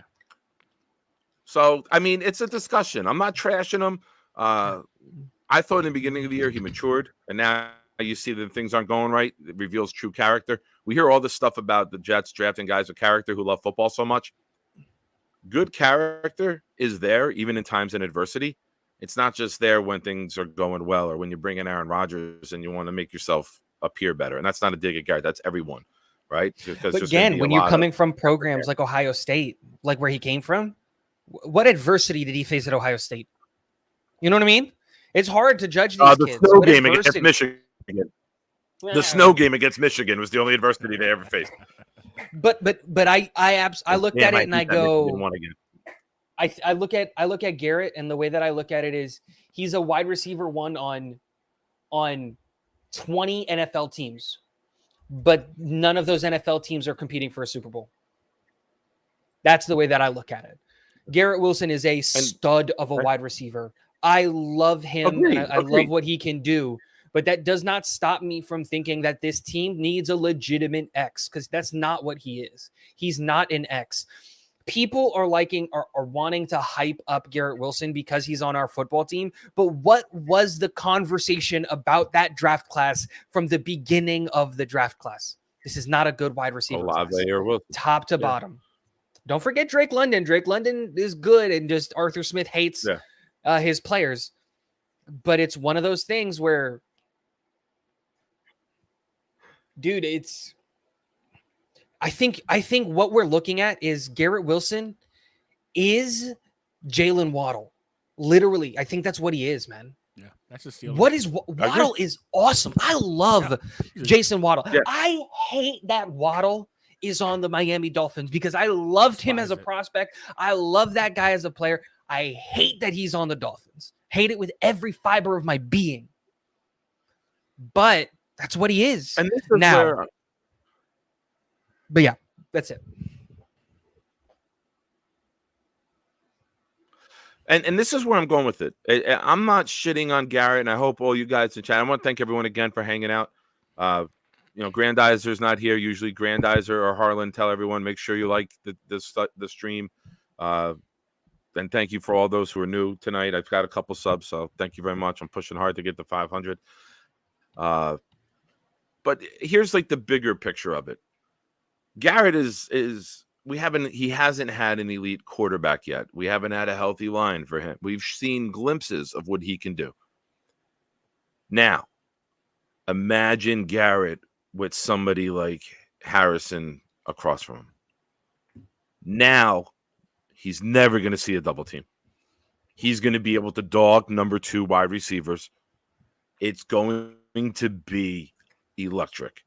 We won't have problems scoring anymore because we might be able to score anywhere on the field at any time, something that we thought we'd have this year. And I think that everyone complaining about the line, everyone complaining about the backup quarterback, I think one of the biggest issues that has to be addressed, if not the first, because quarterback's going to be addressed if Rodgers comes back, which he's saying he is. We need guys who can get open. Lazard don't get open. Nope. Gibson's a nice little rah. Let's root for him. He had a great first night with the punt return. But what has he done since? Like, he hasn't even been like a Jamison Crowder. Like, he's not catching 30 balls this season. Like, we thought that 34 catches, which would be 2 a game, would be a really nice year. He's not getting that. So we need to go get another guy that will keep a defensive coordinator up at night. Dolphins had Jalen Waddle his rookie season. Oh, let's go get Tyreek Hill. Let's go all in. Let's make this a dynamic duo. How about Philly? Oh, we got A.J. Brown and Devontae Smith. We're not just going to get one. We're going to pair a dynamic duo up together. That's what we need to do. We don't scare anybody.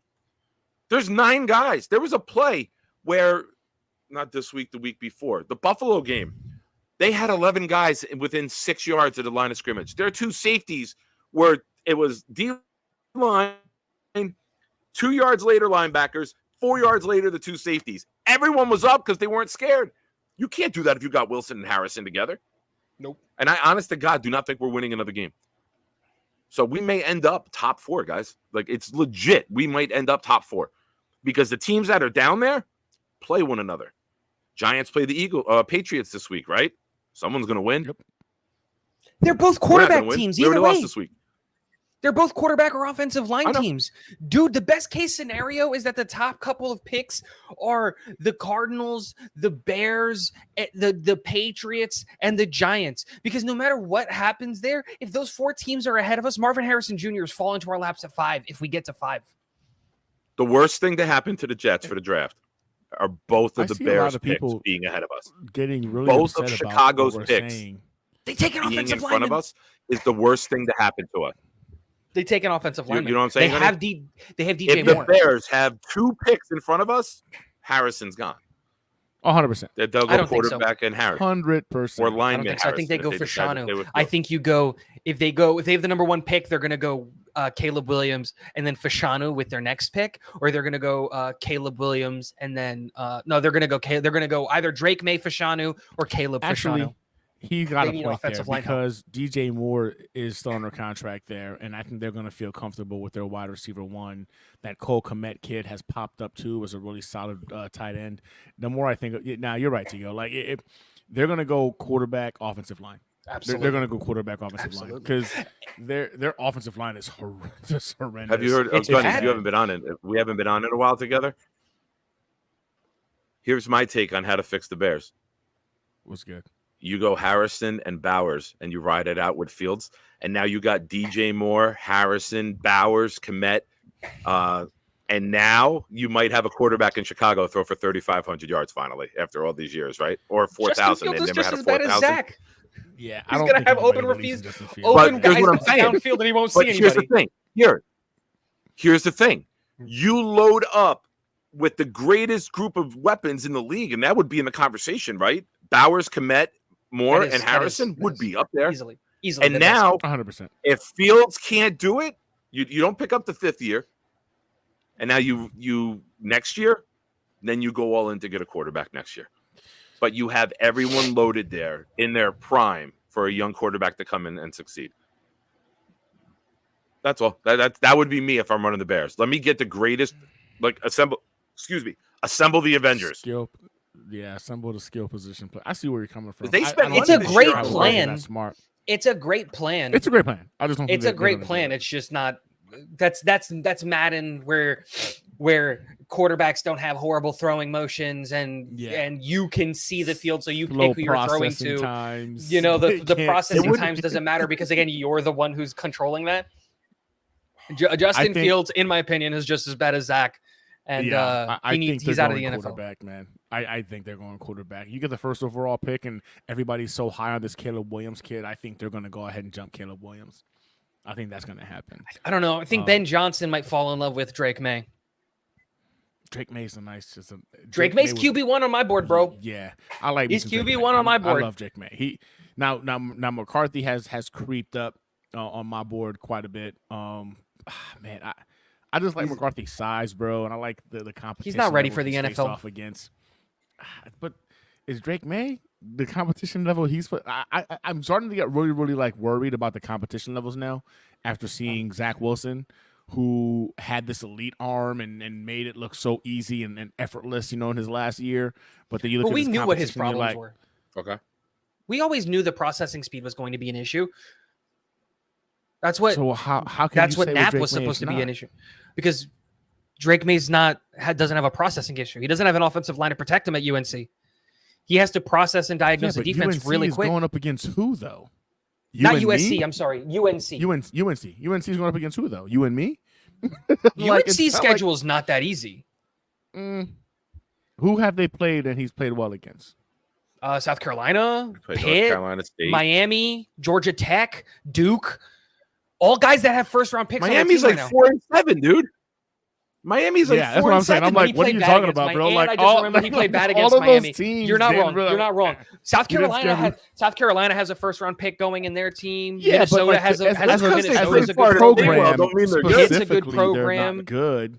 Pitt's a good Like, that's what I'm program. saying. Virginia And Tech's again, a good program. Don't get Georgia it Tech's a twisted. good I program. like Drake May. I like the kid, but for me now, I look at the competition level these guys go up against too, and that plays a huge role because I've learned from Zach Wilson, I've learned from Sam Darnold. I'm like, oh, okay, I get it. Like when you're the better team, when you're matching up, it's a lot easier to look good. Caleb Williams is one reason why I don't like the kid is he's slow. His processing speed is not quick. And the reason why he's been so great is because he can make all those freaking video game throws against bum teams. But at the moment he faces off against a real team, he gets real average real fast. I look at those guys now and I can't help myself but look and be like, nope, competition wasn't there. And again, that's probably me being paranoid because of our experience as Jets fans. But that's why I like McCarthy. Yes, I get it. The injury concern is there, but the dude has made some big boy throws against big boy programs. And that to me gives me a chub. So What big boy program is he single-handedly a part of the win for? Did Penn State, he threw the ball, 8 times the whole game? Then he just won the game today. Anybody else watch the game today? Against Maryland? Against Ohio? Oh, the Ohio game? Yeah. I haven't seen that game yet. Oh yeah, he balled out today. That was a pretty good game. Raul, again, you're a guy. Raul, you're a guy in my own as good as like liking here. Jeffrey Dahmer, a trustworthy. Your references are very good, man. The references he's No, been we're making talking on about the college comments though, and the videos. Raul. Like in college, and his senior year at BYU or junior, whatever it was. It wasn't just the Jets that thought this kid was him. 28 of 32 GMs had Zach Wilson number 2. Exactly. It wasn't just the Jets. Everybody's like, oh, man, we can't deny. That means 27 other GMs are idiots then. No. Like, it's 28 others. It was 29 if you include the Jets. Sorry. Then. Yeah. It's 29 total, 28 other GMs. The 49ers were offering the farm to move up to grab Zach Wilson. And the 49ers are a very competent franchise. Like, they are a very competent. I would kill to switch spots with the 49ers and the Jets right now. But it didn't work out for us. And that sucks, but it happens. Too many. The problem is, and this is where people fail to understand why the draft is why I dislike the draft. If it was up to me, I'd get rid of the draft as entirely. I think it's BS. Shouldn't reward teams for being bad. And you shouldn't, and telling kids where they're going to live for the first 5 years and essentially dictating their careers is absolute BS, because there are very, very, very, very, very, very you have them pick what team they want to go to. Absolutely, there are very, very, very, very, very few players that are system proof. Ever. So what would you have? Free agent bidding on college players? Yep. In what other sport? I'm very happy.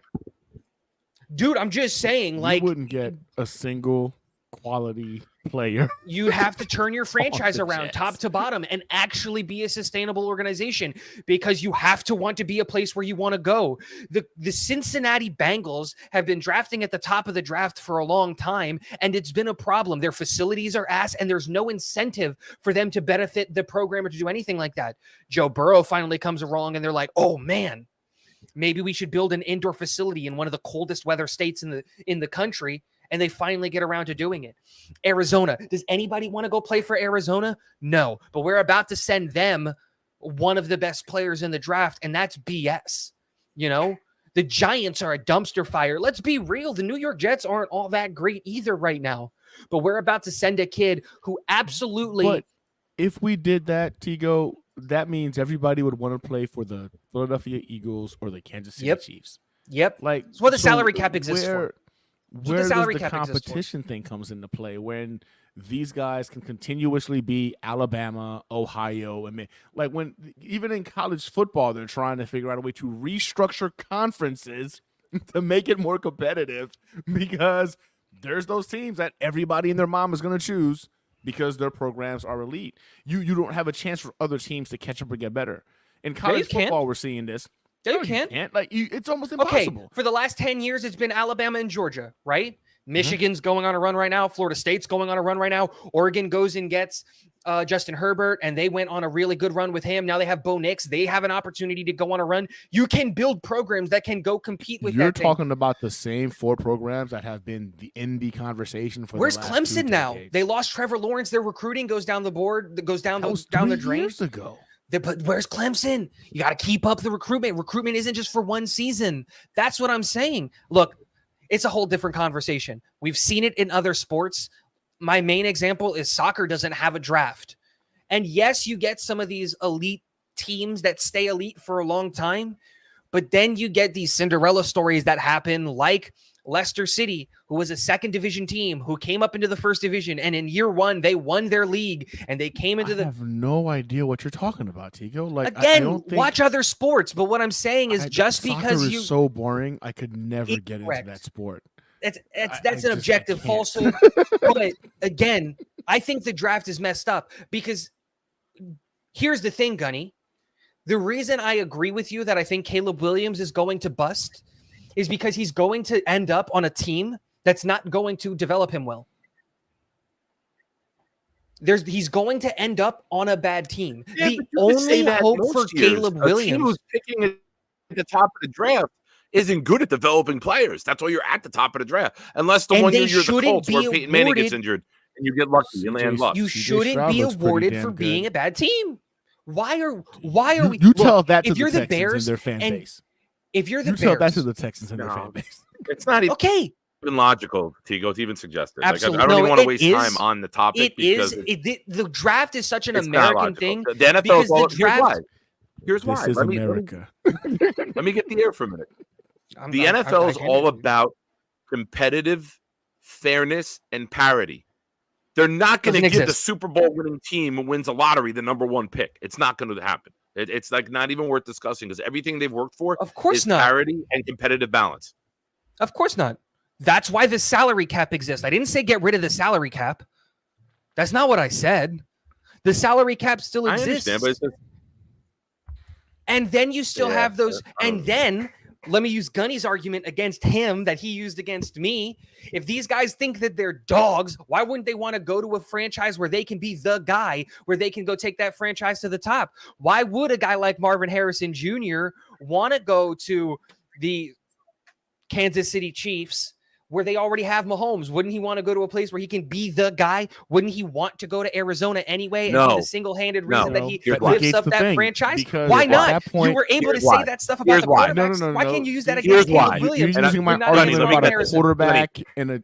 Go ahead. Gunny, let me get this, please. Go ahead. Go ahead. This generation is soft and weak, and they don't want to work hard for anything. They wanted it handed That it is to them. not the argument that me and Gunny had at all. I agree with you, Nick, But to on be that. fair, but that's My not the argument argument was that I about had. Answer quarterbacks. that question that you asked. Why, That because- why does it specific- matter you know what what, though? position they play, Gunny? They should be a dog anyway. I'll That's tell you your, this that's right your now. statement, bro. I'll tell you right now. You said it. A quarterback is in complete control of what he does with the ball, where he goes with it, what he sees on the field. The ball goes to him. He literally runs and operates the offense. A wide receiver has to depend on a quarterback to go ahead and allow him opportunities to Garrett make plays. Wilson did it with If two I'm a bums. Why dog, can't MHJ? Garrett Garrett Wilson, Wilson if he did it had a with two choice, I bums? guarantee you would not be here. If you Of gave course Garrett not. Wilson the option to course go not. play for any team in the NFL, he's going to Kansas City. He'll go to Buffalo. He might even go to Miami. And, He might and- even go to freaking Miami. Absolutely. And those teams who have played well or destinations that they want to go to would probably have a better opportunity of developing those guys. Coaching needs to get better. Tom Brady said it, and I agree with him, which I fucking hate doing. Tom Brady said it. Coaching needs to get better. How do you get better coaching? Well, if you can't recruit, if you can't bring guys in, not worth it. How many? There's probably a ton of really good college coaches that don't get an opportunity because they can't recruit. Just can't recruit. Your logic means that the shit teams would stay shitty and the good teams would just keep getting better.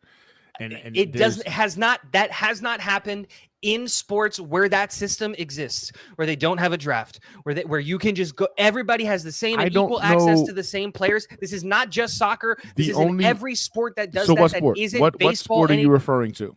Dude, 'Cause I'm- lower I'm- levels of hockey where they all have access to the same levels of players. There's a bunch of turnover. There's a bunch of turnover in the rosters and all of these things. They don't- all have access to the same levels of players.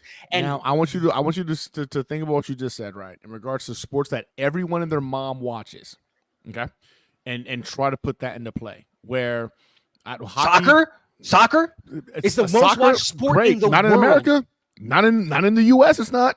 Okay. If Oh, you're who in cares? Europe and whatnot, you want to do that. That That's sounds what great. You said In everybody the and their U.S., mom it is watches. not the number one watch sport. In the U.S., that are Doesn't spending matter. That's thousands not of now you're moving the goalposts. I'm not You moving the said that goalposts. everybody We- and their mom are watches. we in Europe or are we in America? Doesn't matter. Now you're moving the Other, goalposts. and I'll be the first Stop to moving the admit this. goalposts. Do you want to know why football is not the most world recognized sport? It's too expensive. On a soccer field, you need two freaking little goalposts and a big field. Go kick a ball. That easy. You don't need to worry about freaking pads. You don't need about freaking goalposts, about fields being appropriately maintained. That's the Explain reason why hockey. that sport is freaking ridiculous. Explain hockey. Hockey is a bigger international sport than football is. You got guys coming out of Europe, out of Russia, out of Europe, out of Russia, out of South America, and that's Hockey a is much more popular in expensive areas sport. where they can't grow grass. I'll explain that to you. Hockey is great in Russia. It's great in Canada. It's great in, in but, areas like, where it's explain winter. Europe. 10 out of Explain Europe. freaking 10% of the year. What do you mean? They can't grow grass, but then they have really good grass like programs. Again, soccer. What is they the have great fastest? soccer. What is the fastest? What is the fastest growing sport right now in Europe, Tigo? I don't know. Curling. Probably football. It's NFL football. Do you know Well, why? yeah. The They're putting a NFL lot of has money into decided it. We're going to put money exactly. Yeah. It's the fastest growing sport right Yeah, now but you in know Europe. why it's the give fastest it time. growing sport is because You're hockey's already talking been about there. sports that have Soccer's been there already since the been there. beginning of time. Because why? The NFL didn't care. NFL didn't But care. Gunny, what you're comparing, you're not talking about viewership numbers. You're talking about growth. Those other teams aren't growing because they're already at the maximum capacity for what their fan base can be. Wait, time out. So what Soccer basically is the most Tigo's watched saying sport, so it's not is- going to grow anymore. Wait. Let me summarize. What Tigo just said was he's not a shower, he's a grower. It's not how show. It's not how many people watch the show. It's how you grow. Absolutely. It absolutely is. And because that's the stat that you're using. Soccer's getting 1 billion views on a daily basis. And the NFL is going from 1 million views in Europe to 5 million views. Oh my gosh, we're the fastest growing sport in Europe. Because everyone's already been in Europe. The NFL is behind the curve there.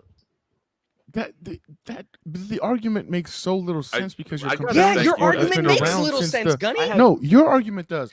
No, I don't care about soccer, and I was born and raised in a country where that's the primary sport. That's great. And I'll tell you right now, the majority of Haitians that I know prefer to watch NFL football vice watching soccer. So, like, if the national sport in my country is soccer, and the majority of Haitians I know prefer to watch NFL football. I moved to when I was 7 years old. Okay. How old are you now? I'm 38. So 31 years in the U.S. versus 7 years in. I didn't watch a Haiti? single game of soccer of football until I was freaking almost 15 years old. But you were around it when you went to school. You didn't see soccer jerseys. Nope. You I didn't grew up see in a Haitian jerseys? household where my father still watched soccer games regularly. Yeah, but you went to public school, Gunny? Soccer games. Did you go to private school, public school? I went to private school. In high school? It doesn't matter. You were around what? Other Americans? And you're going to say that doesn't affect you? I'll tell you right now. When you're at the lunch table, when you're at the lunch table and you're having a conversation, are they talking about soccer or are they talking about football? They had a soccer team. My high school didn't have a football team. Medford Tech out of Medford Tech, New Jersey didn't have a football team. We had a soccer team. It was talked about quite regularly. I wind up going to Pemberton Township High School just to play football because it wasn't boring. So, like, I played basketball and football. I'm not sitting here to argue the merits of soccer and football. I don't care. You can have your opinion. I objectively think it's wrong. I love soccer. That's besides the point.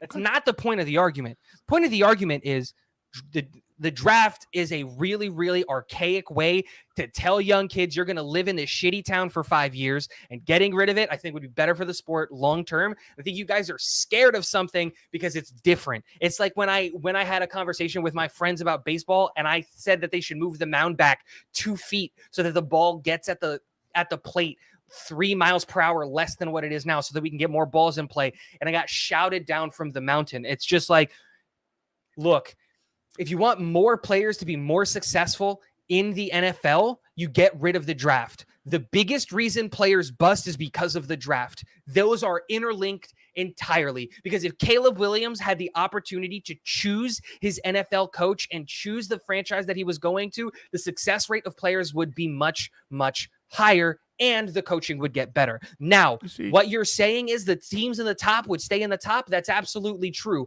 But this idea that nobody would be able to compete, that bottom feeders would stay in the bottom, is also objectively not true. Because again, in other sports, which you're discounting based purely on the fact that they're not football, which is a little bit naive, other sports have seen this exact system work. And what made these leagues around the world who don't have a draft and everybody has access to the same levels of players around the world, they call it financial fair play. And even then, it's not even financial fair play.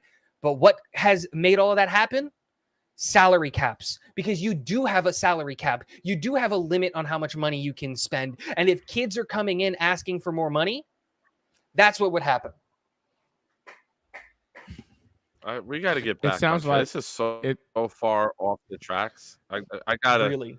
I gotta. But reel for this the in. record, I just Like, want to say I- this. It here's- sounds like go ahead. what Tigo is saying is it's okay to go ahead and pay millions of dollars to individuals based off of their feelings and where they're going to feel comfortable, vice where they're going to go. Is that not ahead what and get free a job that agency is?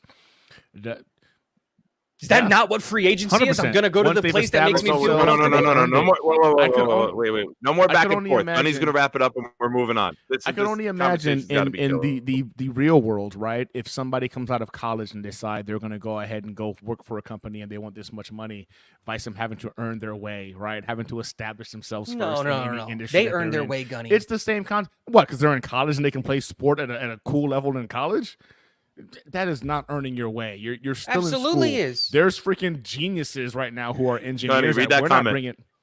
Gunny, read that Caleb comment out Williams loud. would Gunny, choose pound puppy to cuddle with. that's Big you, facts. Gunny. Read that comment. Caleb Williams would choose a pound puppy to cuddle with. All right, I let me. agree That's 1,000%. I don't want to mute falsehood both of you because guys. those Let me get engineers, the mic. those engineers that are making millions of dollars earned their way to get there, Gunny. So that argument is false. I'll leave it at No, that. it's not false. I'm recruiting Absolutely. them. I'm recruiting them, and they're getting Because they 4.0 earned it. GPAs. Because they're the best in their field not in getting- school. Because no, they're not. No one. We're paying nobody millions of dollars out of school. That doesn't happen. Like people who think that happens is you're blind to how Of it works. course in corporate not, America. because we're paying we're millions of comparing dollars a to the make-believe individuals who land put to in their real time, world. and they've done things The at NFL is smaller not the real companies. world, All right, Gunny. all right, And stop. The NFL. All right. I got to mute both of you. I got to mute both of you. Hold on. You're both muted. This has been too chaotic. We're so far off the tracks. This has been so chaotic that when I bring in the chaotic one, he's even going to be like, what the fuck is going on here? Straight from the Jesus. chaos chair. Jesus That's Christ. chaos. You'd think a guy from the Navy would learn to lay off a Marine. A Marine will mess a Navy boy up. Not me. I hung out. I did all of my tours with Marines. I ain't scared of no Marine. A Marine will pick you up and spank you like a baby and chew you up and spit We're you not out starting like that. We are But- go to but- your channel if you want to start that. We're not talking Marines. But I'll say this though. Like, right, to me, it's like it. The whole concept of not earning it will never make sense to me. Like you're telling me you're gonna let kids He's not who earning it. played a couple He's of games earned the in number one. college, He's the number one there he pick in the goes. Like, NFL. that to me, you haven't played with adults. You've played with a bunch of other kids, and you were the coolest kid in the block. But we're gonna pay you like a grown adult because you were the coolest kid in the block. Like that to me is literally what America is becoming. Is everybody deserves a trophy kind of crap? Like, oh man, you did so great being better than the other kids you're playing with.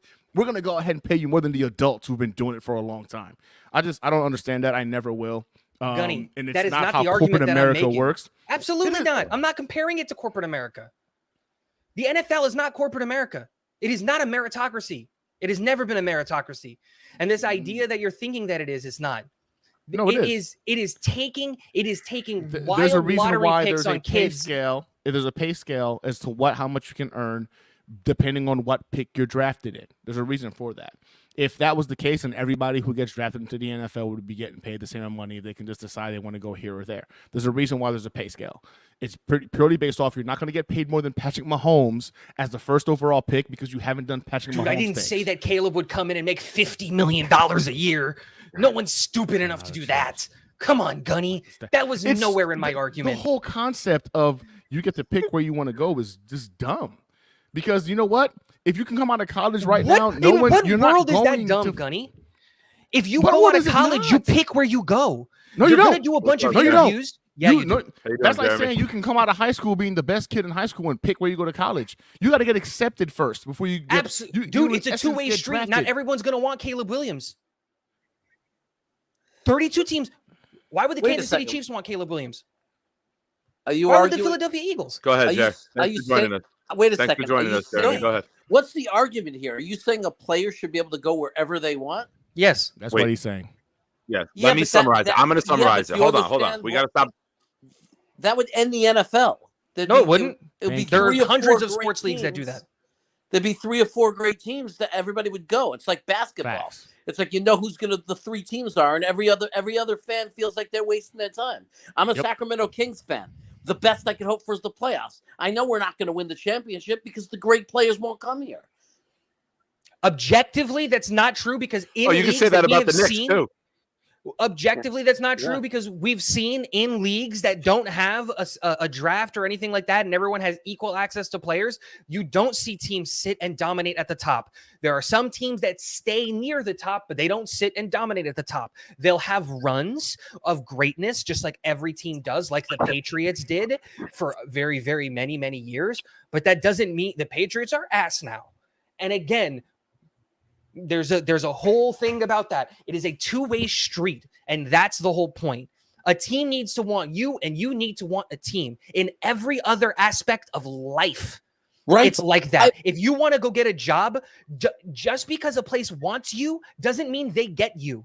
Why would you mess with the greatest formula in the world? Like, it's the number one money-making sport. It's the biggest. It's not. Well, aside from soccer, but I'm talking about in this country. It's the biggest Oh, success. why are you moving the goalposts? But you would change. Yeah, Because that's where we live and that's what we care I'm just about. saying, Right, you like, just you're moved acting the like we're in goalposts. freaking Europe or something. You just moved the goalpost. You said the world, and then you moved the goalpost. Yeah, but no, but Wait. area. All right, But- hold but on. you change something so Hold on. successful. This isn't even like fun to discuss or be a part of. Like Again, I don't know why we're having this so argument. Far This is fucking not. out there. It's not even Yeah, conceivable. again, you're not going to You get rid of won't the let draft. it go. Gunny tried to end it, and you keep going. No, he didn't. He said something. You keep Don't end going. it on something ridiculous. All right, here. I got it. It's not We're going to done with happen, that. and I think it should. We're done. Let's go. We're done. See, I say we're done with that, and you're still going. We're done with that. That could be it. Do that discussion. What if we end the draft, and we do that another elsewhere. Gentlemen, chaos. Welcome. What's What's up, up? Jeremy? What's up? What's your thoughts? It's a therapy session tonight. Tell us What's where my- you are with Jets. With Jets? I think we need to. Yeah, Look, I'm going to be realistic. We're not getting rid of Salah. We're not getting rid of JD. Like, none of that's happening, right? They're going to run it back with Aaron Rodgers. They're going to run it back. This is going to be a hit the reset button, do a do-over. So let's be realistic about that. That's the reality, unless I'm shocked. It would be shocking to me personally if anybody was fired. I think they're just going to run it back. But what do I think we need to do knowing that? Like, if you tell me, okay, we're running it back with everybody, we have to look and see what's broken. What is going to stop assuming Aaron Rodgers can go back and play this year, what does he need? Because if you stick him into what we saw the last 6 weeks, it's not going to be enough to mean anything. It might make us win some games, but it's not winning us the Super Bowl. And the two number one things that we've got to fix for Aaron Rodgers' return, right? You could tell there's a third thing. We need a young quarterback to start to develop that. Forget that. I'm talking about next year. We need wide receivers because we have one. And after Garrett Wilson, it's shit. I'm not saying there's not some good young players that we could be excited about, but there's nobody that we know is a genuine number two receiver. There's no one we could go in trusting as a number two receiver on that roster. We need wide receivers, and we need offensive linemen because 2 years in a row, we've lost offensive linemen. We have to assume whether it's the players that are just injury prone, whether it's the turf, whether it's our bad fucking luck, that we need 10 offensive linemen. We need 2 lines of offensive linemen to deal with injuries. So to me, what we need to do is forget this season. It's a wash. Just get through it. Whatever happens, happens. Go into next year and focus on only offense. Offensive line, wide receivers. And then go in with Aaron Rodgers and make it happen. Can I ask a quick question? All right. And I want to hear you guys' opinion. A lot of So the we things. let- Guys. Oh, go ahead. Wait. We got. Wait. Tico, stop. We got 4 people. Read the private chat. I sent the message I to did. everyone. I'm gonna I throw it waited around. We for a can't have while. everyone just talking free for all. So, no, don't wait. Let me throw it around to everyone. I want to get a little bit of order when we get 4 people in here. It's tough for the listeners as well. Jeremy, a lot of what you said we kind of covered earlier. So you're right on point with us. Where Garrett's the only one who gets open. We need help on the line. And we got to address the offense. That this is not an NFL offense. Even if everyone was healthy this year, aside from Rodgers, it's not an NFL offense. You can't expect one guy to carry everyone. So I hate you, but very good points, Jeremy. You're very, very good. Very good. My hatred for you, I'm going to put that aside for a little bit and compliment you. Very well done. thank you for joining us. Glad you got up and out of bed for the occasion.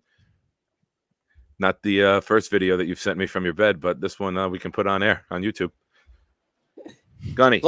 It's lucky you didn't throw me on without warning. That would have been funnier. No, I was trying to, but I couldn't do it without explanation. And then there was a war amongst of words here. There was no war. I'm at a loss with where we were the last 35 minutes. That was I need like a That was fun. commercial That's what break. That was.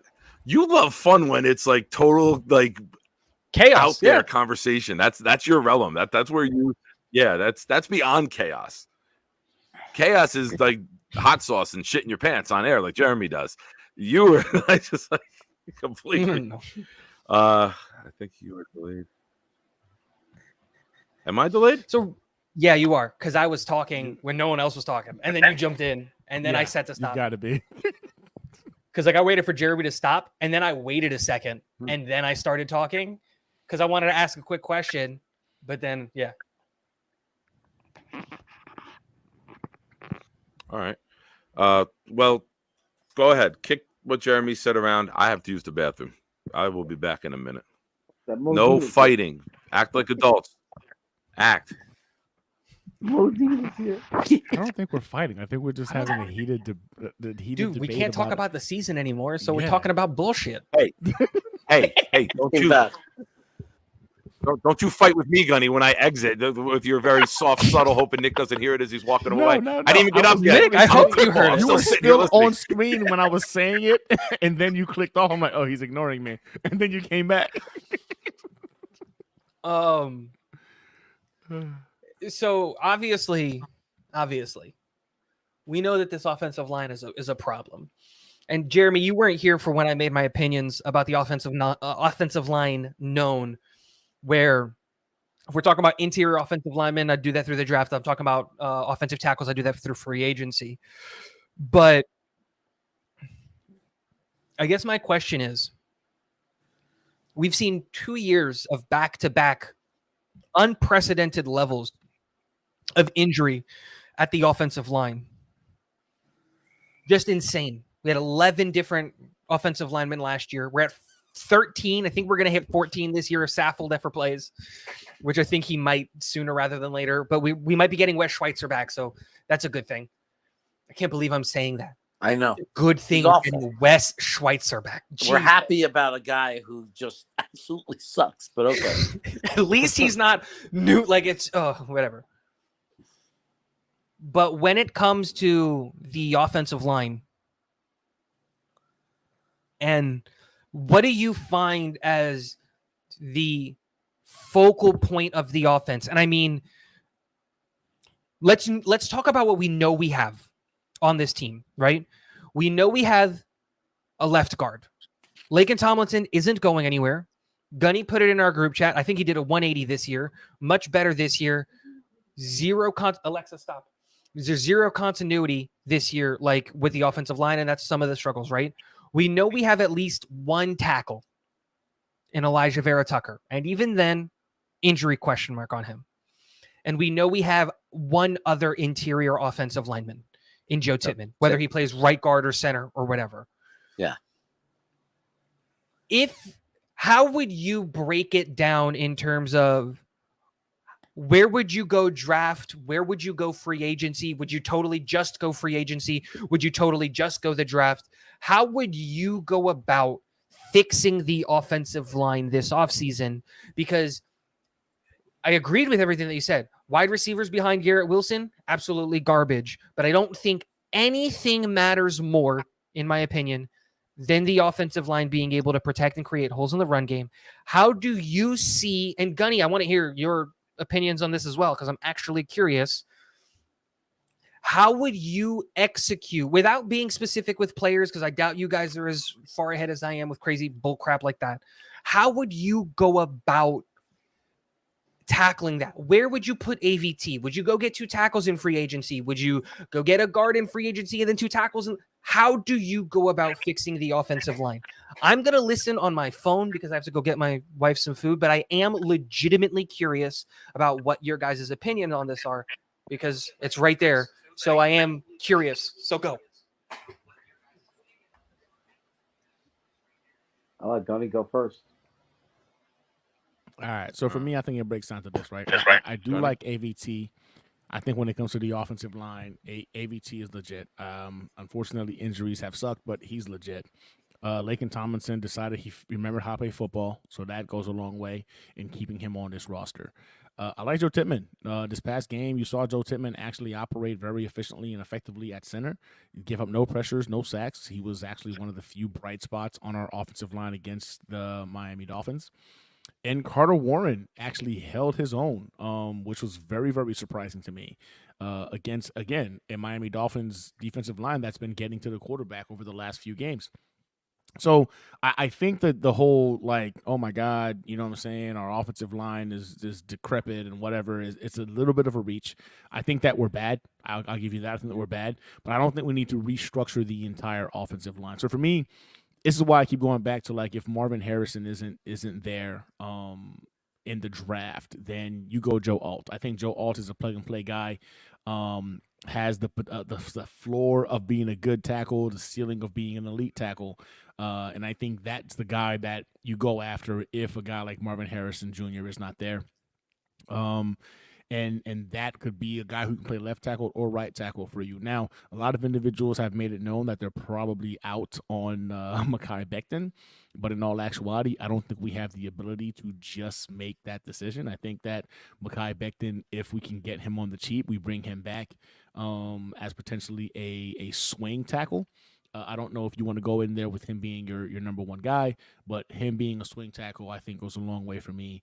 And you got to look at free agency, right? I know there's a couple of guys right now on Dallas that are Dallas Cowboys offensive line that are coming up for contracts that can make. I mean, literally, either tackle would work for us. I think Pete also is becoming available as well. So there's a couple of individuals that I think you can go ahead and come in to kind of like shore up this offensive line. But I want to be abundantly clear. I think the offensive line can be mitigated, fixed, or even serviceable with quality quarterback play. And a guy like an Aaron Rodgers who can go ahead and make decisions pre-snap can make this offensive line look pretty good. And I say that because the Green Bay Packers were a top 5 offensive line over the last several years. This year, they're down there in that, I think it's like 22nd or 23rd range. The only difference is that they no longer have a quarterback that's elite at processing the defense pre-snap. Jordan Love is still trying to figure it out. So now they've dropped from being a top 5 unit to 22nd, 23rd ranked unit. I think that CJ Stroud, another individual that proves that if you get elite quarterback play, good quarterback play, you can go ahead and get by with okay to average freaking offensive line. The Texans' offensive line was literally trash last year. It was trash. And this year, you're talking about an offensive line that falls in the line of being a top 15 unit. What's the difference? CJ Stroud is able to make competent decisions, get the ball out quickly, and make them look good. Same can be said for Dobbs with the Cardinals and then now with the Vikings. Like you're seeing it more and more and more throughout the league. If you get a quarterback that can go ahead and make the adjustments pre-snap, you can allow this offensive line to look decent. Hell, Zach Wilson in this season, when he was getting the ball out in 2.5 seconds, had our offensive line ranked at that mid-range in terms of the NFL ranking. So for me, the offensive line is not all doom and gloom the way we feel like it is. I do believe a good to great quarterback can literally mitigate how bad they've looked. They've looked bad whenever we're holding on to the ball. The injuries do suck. I get that. But I think, again, an Aaron Rodgers that's healthy with what he can do, can get the ball out of his hands quickly, can mitigate that. I think we need more playmakers. I don't like any wide receiver after freaking Garrett Wilson. And like Nick was saying, I'm starting to question if we even want him to be as that wide receiver one. You know what I'm saying? Like he has a lot of growing to do in terms of maturing, in terms of catching the ball with his hands, in terms of protecting the ball when he's going down. Like love the kid, huge fan of the kid, not knocking the kid, but give me another wide receiver in there that can be in the conversation to be wide receiver one, and that makes me feel a lot better. So I'm really big on wide receiver, and I'm really big on actually a quarterback behind Aaron Rodgers for this coming season. I think that those pieces combined can alleviate and hide some of the things that we've been arguing about as a fan base about this offensive line. And if I had my way, the number one way we fix this entire offense, you get rid of Hackett, you bring in somebody who's competent, and they might be able to go ahead and get the best or the most out of the tools that they have available to them. Not going to be the case. I think Aaron Rodgers makes sure that he's still here. So Aaron Rodgers is going to have to go ahead and be the reason why this offensive line looks better in 2024. Nice. Very well done. Chaos, what are you thinking? If I'm gonna do it, I'm thinking I want to retain Becton. And here's if Becton finishes the year. If he comes back, he only missed the game and a half. He comes back and he's fine. If he stays healthy, plays the rest of the season, shows he could, be a football player that plays a full season, minus a game or two because of a minor sprained ankle, whatever it is. I'm good. I want as much consistency as possible. I want to run back. I want more depth. I want to bring in another real guy, but I want as much of a run back as possible. Meaning, if we could bring back Becton, Lakin, I think Tippmann was at both, so he could be at either one based on the draft. Like if we take the best interior guard, and if the best interior guard happens to be a center, then Tippmann's a guard. If the best interior guard happens to be a guard, then Tippmann's a center. That's the beauty of Joe Tippmann. He's one of our most valuable assets right now. And then you have AVT comes back and plays right tackle. And then I think Carter Warren is doing okay. I got to talk to people who've looked at the film, but he's been serviceable for a guy who was hurt, for a guy who's just getting his career started. I think Mitchell is serviceable as a backup. I'd like to stack it. I really want is like a third round best interior lineman kind of pick. I'm 100% on board with Marvin Harrison. If we drop low enough and by some miracle he was there, and I don't want to get excited that he would be, but if we go low enough and teams are stupid enough to somehow pass up on Marvin Harrison, that is my you want the new Calvin Johnson. There's your guy. So I want Marvin Harrison. I mean, obviously, there's no question we all do, and you got to be living. He's the best player coming out of college by miles. He's the best football player coming out of this draft. Assuming that we don't get that, I like the alt guy. I have no problem taking a tackle, even if we retain Becton and have AVT. I have no problem taking a tackle with a high pick, with a first round pick. I don't care. Let us have that problem. Let us have that problem. Let Becton be that swing tackle. You're right. Let AVT be the guy that if somebody gets hurt on the inside moves, whatever it is. Let's have too much offensive linemen. Let's have Mitchell and Warren as depth. Let's have another high round pick. I won't mind if they do that at all. If they take, what is his name, Bowman or Bowers, there's a tight end or something that could be used as a receiver. He lines up in the slot a lot. If they want to go with that guy, I'm not going to complain about that either. We need to give Aaron Rodgers another weapon, another, very difficult problem for the defense. I want our free agency to be focused on, retaining Becton, making sure we have the money for that if it's reasonable. We're not going to pay him the $20 million. We're not going to give him a long guarantee or anything crazy. But if we can hold on to him, that's great. And I want Bryce Huff to be a Jet the rest of his career. That's my priorities with the money. If there's money left over to do some other things, that's fine. But that's my priority. All right. And as always, bringing the chaos, throwing in a comment about the defense. I like it. Gunny, I know you said you had to get going. Anything in closing? Anything? First of all, I want to thank you. Appreciate you having me, bro. We haven't been on. I know we talked about 30 minutes, and then I looked down and I was just told. Yeah, I know. I'm happy. I thought of that when I got up to use the bathroom. I was like, oh man, he said 30 minutes. It's just tell her it's me. Just say it was Nick. I haven't talked to Nick in a while. She'll be like, oh yeah, you already know. I already blamed it on you, bro. It's an easy day. I already did that. And she was just like, you didn't wait for that, dude. Of course, that's fine. Yeah, I didn't wait for that. I was just like, hey, it's Nick under the bus. Like, I'm just letting you know I'm okay with it. He's cool with it. I already knew he'd be all right with it. But nah, man, I appreciate you having So me on, you man. got You're anything right, in dog. closing? Anything that we didn't cover? Anything that you got Well, on your first and mind foremost- before you head out that you want to get off your chest? Yeah. First and foremost, I want to thank you for having me on, bro. We do have to do this more because this was fun. Anytime, man. I'm mad that Chaos took this long to get his ass on here because I know he would have been a fun part to add to the debate. But of course, he had to take his time. He looks comfortable though. Looks like he's very comfortable in bed. But glad you could have made it, Chaos, for the last few minutes of my presence being here. But I'm gonna be watching, listening into you guys. I'll be commenting.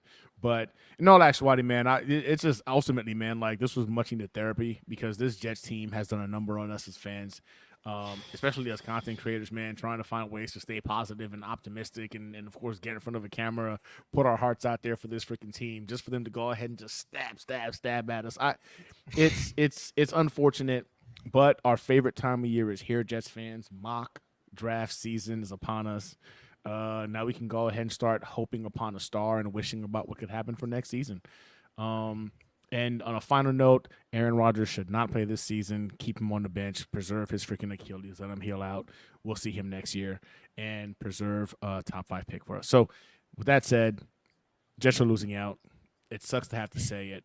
But top 5 pick puts us in a position to go ahead and add another weapon to this team to potentially make a run next year with Aaron Rodgers at the helm. And I'm sorry, Jets fans, that we have to go through this again. But you're not alone. Yeah. And sometimes the suffering requires company. So here we are. Aw, we love you, Gunny. All right, man. Well, thanks for Have a good one, joining, dude. bro. Too, You man, you as got an always. open invite anytime. It's always we fun hang out. yelling at each other. Go Jets. Good night, Jets. Good night.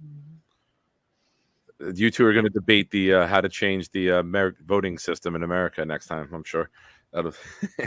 So to answer Tigo's thing, I kind of got into that a little bit. I think Tigo, with what you asked, with my answer earlier, with looking ahead to the draft.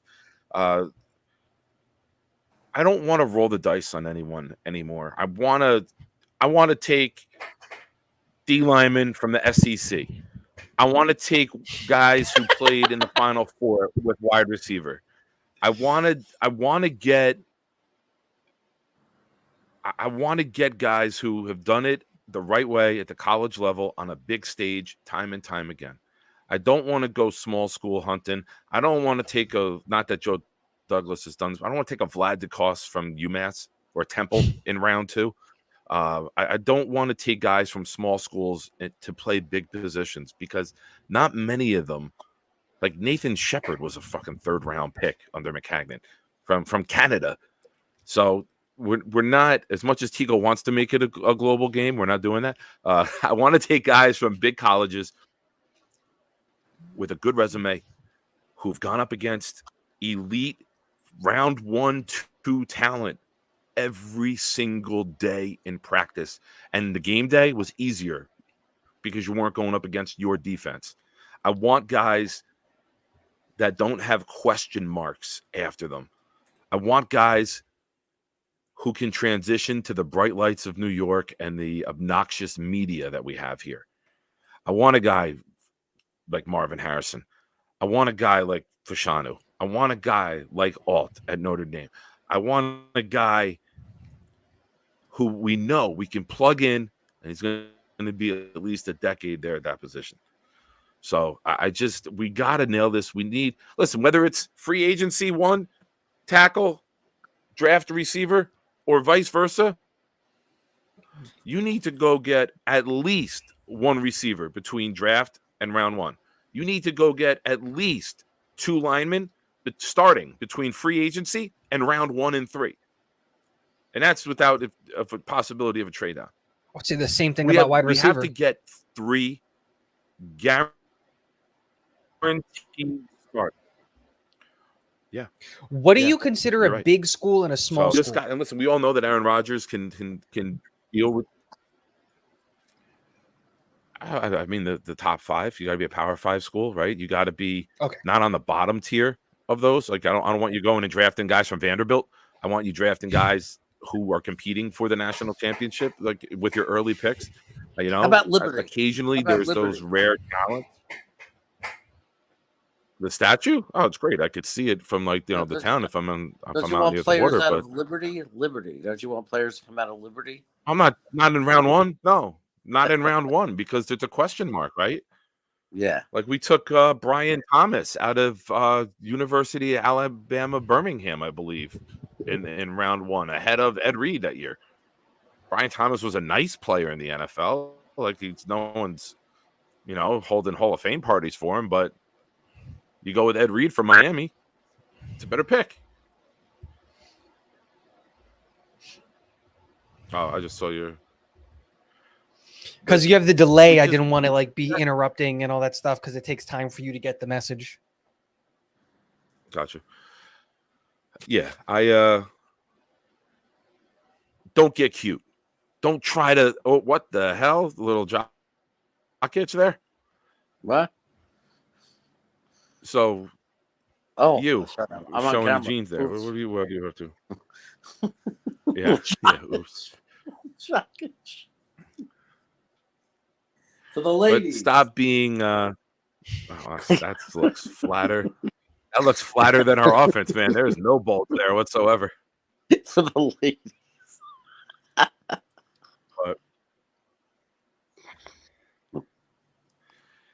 But yeah, we got to don't try to outsmart anybody. Just go get the right player. Go get a guy who can come in and be an immediate impact and add to this offense. The offense needs to be addressed. Yeah, Wildwood. No, I said Brian Thomas was nice. Yeah, and I think serviceable. You expect more from a first round pick than serviceable. He was a quality NFL player. That's the word I would use. I don't think he was saying he wasn't nice, elite. He wasn't a Pro Bowl player.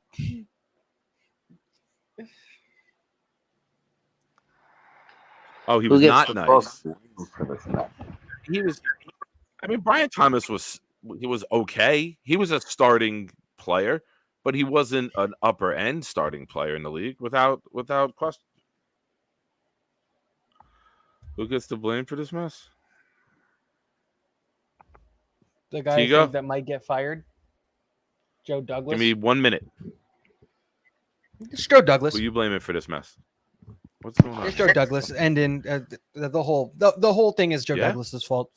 There's no ifs, ands, or buts about it. Now, let me start by saying, and this I'm going to leave after this.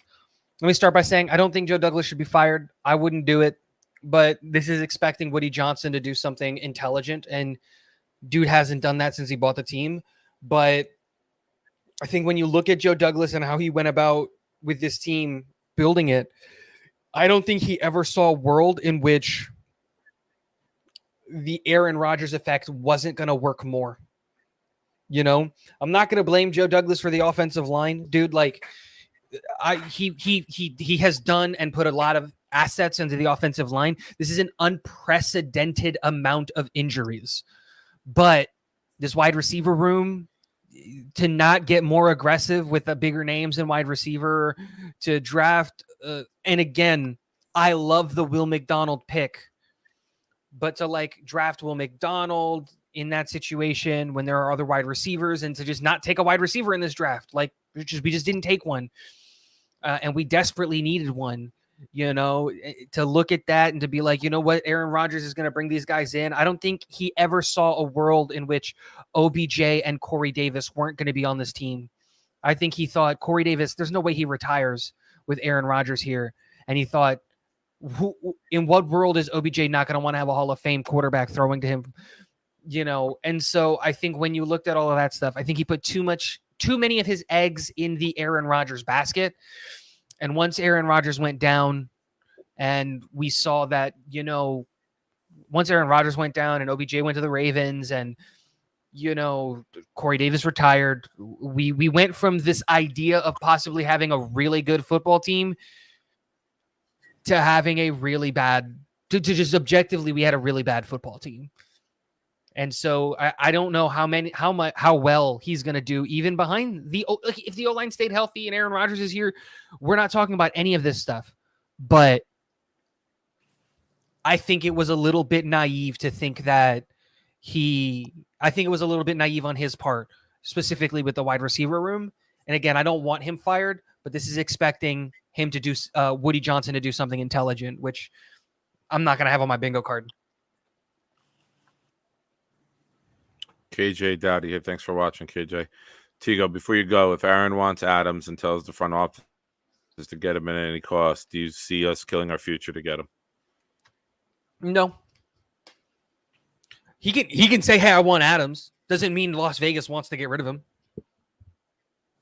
I don't see a world in which Las Vegas wants to get rid of him. And JD knew about Corey Davis thinking about possibly retiring before the offseason started, Billy. So, yeah, if he knew that Corey was thinking about retiring, that's on him for not making a move as insurance for that. But, no, I don't think so. Like, a lot of people love Javonte Adams and, oh, get them back in green together, but in New York, and, oh, my gosh. In what world does the Las Vegas Raiders trade away Davante Adams? Dude, Aiden O'Connell seems to be the truth over there, and they're winning games again. Like, it's crazy, but, like, they're still in the hunt. And they can win some games down the stretch. They're 5-6. They're right there in the mix. And I don't think their schedule down the back half is all that crazy. Like, they lose to KC, but I think they can beat Minnesota. I think they can beat Los Angeles. I think they can beat Indianapolis. I think they can beat Denver. Dude, they can get swifty down the end of it. And if that's a playoff team, why is Davante Adams going to want to leave that? I just don't see him forcing his way out because I just don't see that as a part of him and in his character. But I also don't see the Las Vegas trading him. There's no point in it. They just gave the guy a big money and he's still a top 3 receiver.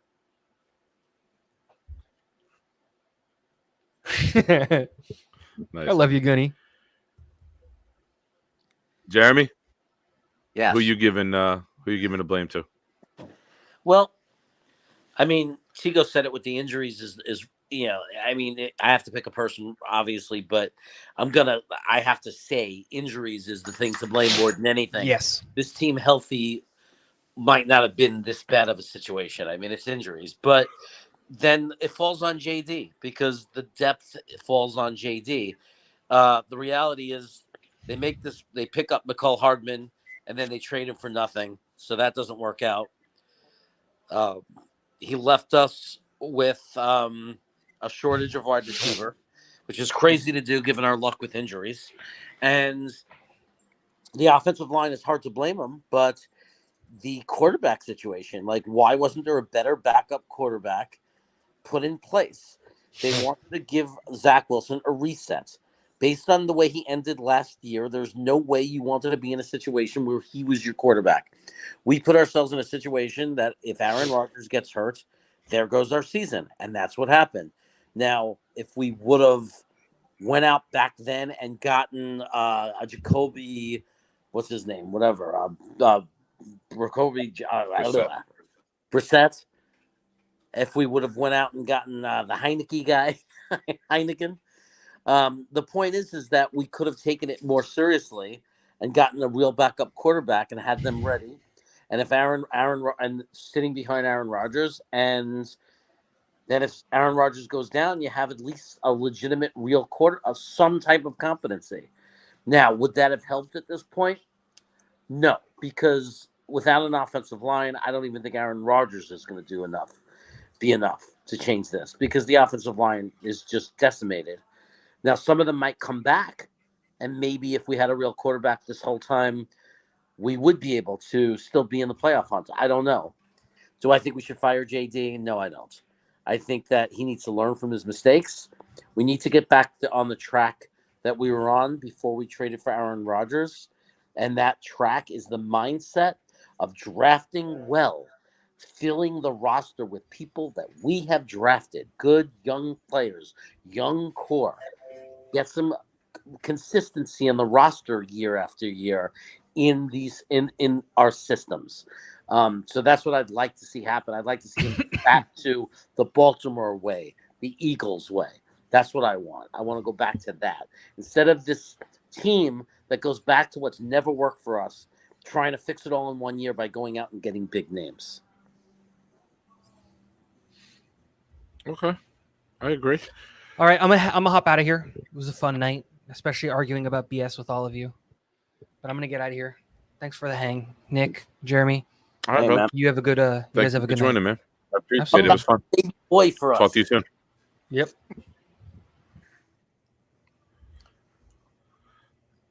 Just the two of us. We can make it if we try. Just the two of us. I like that Gunny and Tigo were still discussing the hockey draft in the chat as you were talking. They were.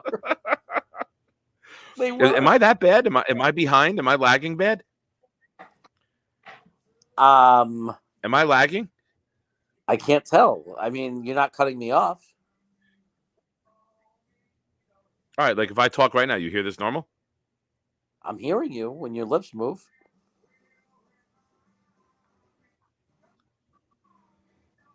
That's bullshit. All right. So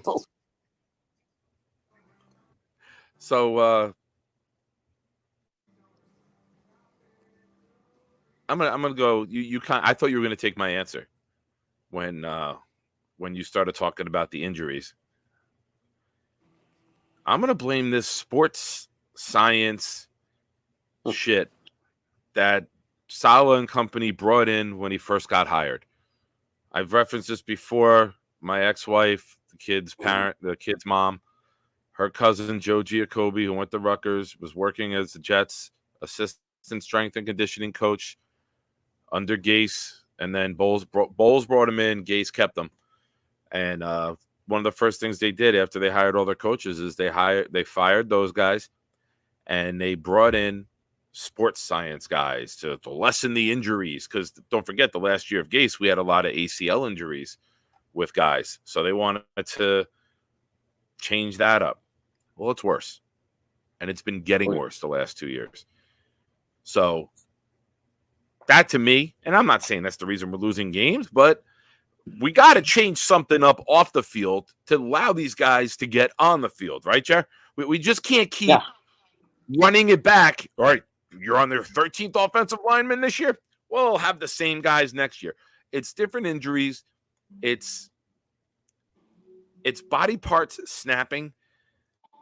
I mean, that goes to strength and conditioning and stretching and flexibility and availability. Yeah. We can't keep running that back. Like, that to me is almost as important as Hackett, because you can't leave these guys unaccounted for, because our injury situation has gotten worse the last couple of years, not better. Thanks for the feedback, everybody. So, yeah, I was hoping one other person would hop in. I don't know. They said about a half an hour a little while ago, and I was waiting. Every time I see the name Chuck Logana, every time we see the name Chuck Logana in the chat, I think we got the guy who's the referee in UFC. Remember the old referee? And now he's like the referee, the mixed martial arts MMA referee, the big guy with the black hair. You know, let's get it on. Like that guy. Is that guy a fan of ours? Like, is that who this is? No one's a fan of you, so I highly doubt it. Well, a viewer, you know. There you go. He watches. He watches, not a fan. Like, it's not going to call in one day and it's going to be the referee from UFC. Like, is it going to be that guy saying, "All right, fellas," and we're going to say, "Holy shit, we know a famous guy."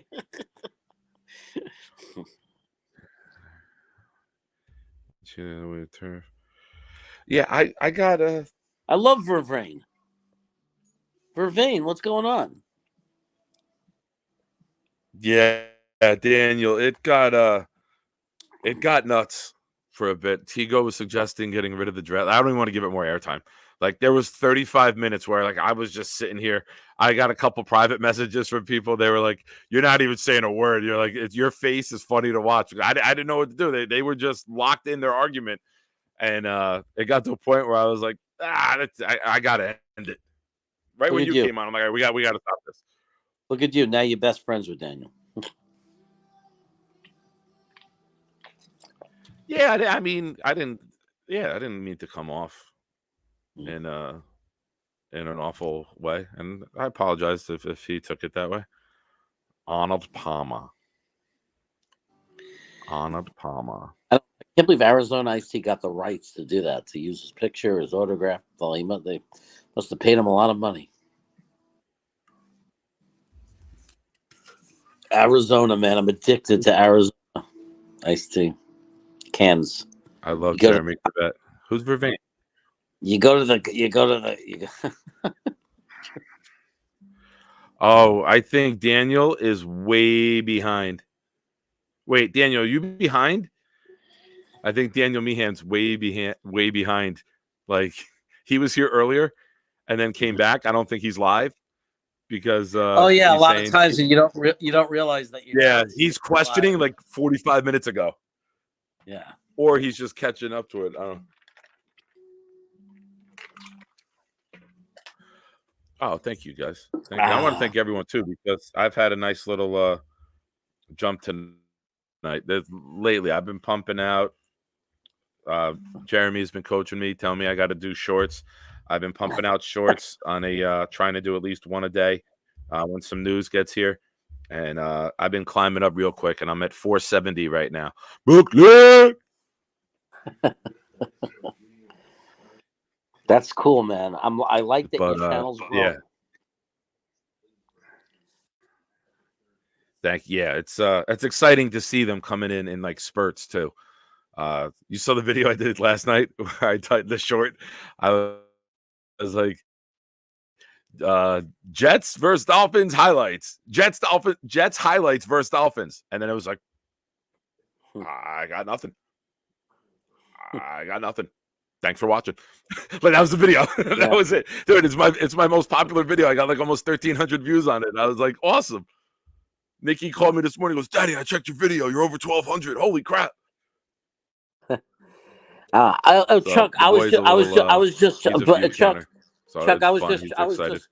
just want to tell Chuck I was just joking about that Navy thing.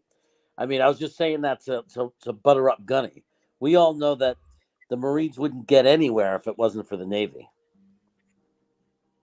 Right? I mean, the Navy is the force that makes this country the power that it is. I mean, what do we do when we're in trouble in this country? What do we do? We send the Navy. They go to that part of the world, and it's like the best. There's nothing like the Navy. Oh, that's pretty cool, man. You get to hang with Garrett Wilson. That's pretty cool. I love it. That's great. He should be able to because he served our country. You guys have a great show, though. Thank you, Chuck. Oh, thank you for your service, brother. Absolutely. I appreciate that, man. We have a fun time doing this. I think we're in a good rhythm right now.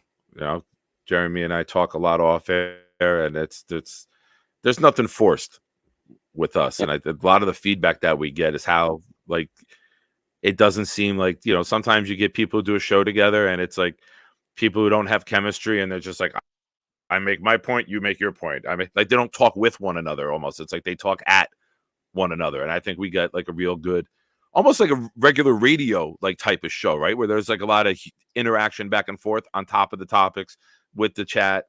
I like our flow. I like our rhythm. I like the way we do it.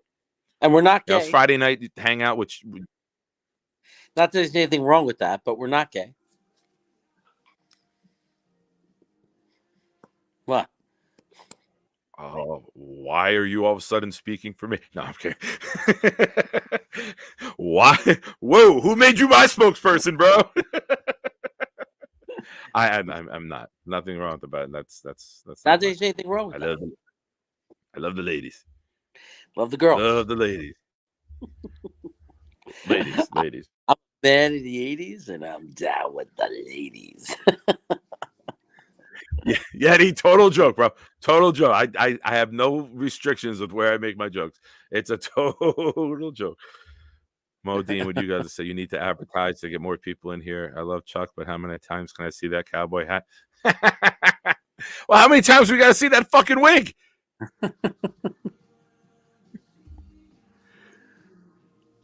Tiger's a great golfer. I took a 9. It was great.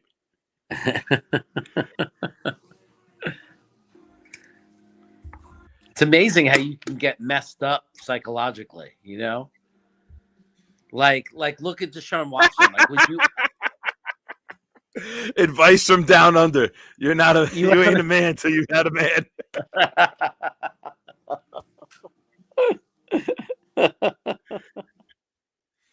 Your feet from down under, Mike. TD, I'm not. And number one, you've been here for a long time tonight. I appreciate all you guys who are still with us, hanging out 2.5 hours. I appreciate everyone who's taking the time out. I feel like we needed this little therapy session tonight to kind of put this behind us. You know, I didn't want to really watch college football today. I was just like, I don't want to watch football. I don't want to deal with it. You know, I told Jody about tomorrow. I was like, if you don't, her son's got to going out with his other grandmother for the day. I was like, if you want to do anything, I'm up for it. Like, usually I say it's Sunday, I'm not doing nothing. Don't ask me. But I'm like, if you want to do something, I'm like, I'm not against it this week. TD, here's why. What? Well, the Ohio State Michigan game was pretty good. I didn't watch it. I put on Homeland. I didn't want to watch it. Yeah, I know. I couldn't today. I got my phone to deal with football. I got my phone standing up on a pen. I got a pen literally angled, holding the phone up and against the ground at the table. Isn't that amazing? Grab your phone. Take a picture. What do you mean take a picture? The phone is... I can't. I know, dude. I know. So, TD, here's why I don't get sick of this team. And I've said this a lot. This might be your first time hearing me say this, but this is my take on it. We invest so much time, energy, money, effort, conversation, thoughts into this hobby, right? Being a fan is a hobby. You know, doing the content here is a hobby. Discussing the team all the time and you know, buying the paraphernalia, you support the team. I just, obviously I wish they were better, but I'm just under the mindset of I've never been somebody who wants to put a negative attitude or connotation on something that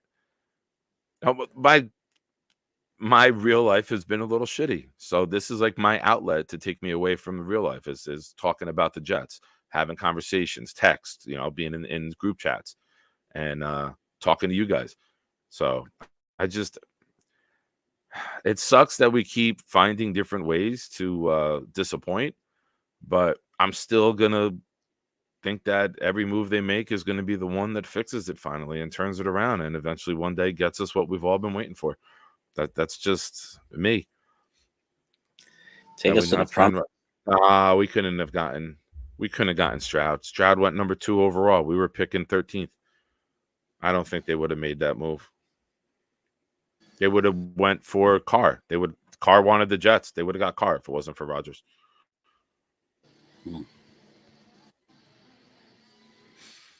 Did you see? Wait, we got to talk about this. I did see this on a highlight. Did you see the end of the Alabama game?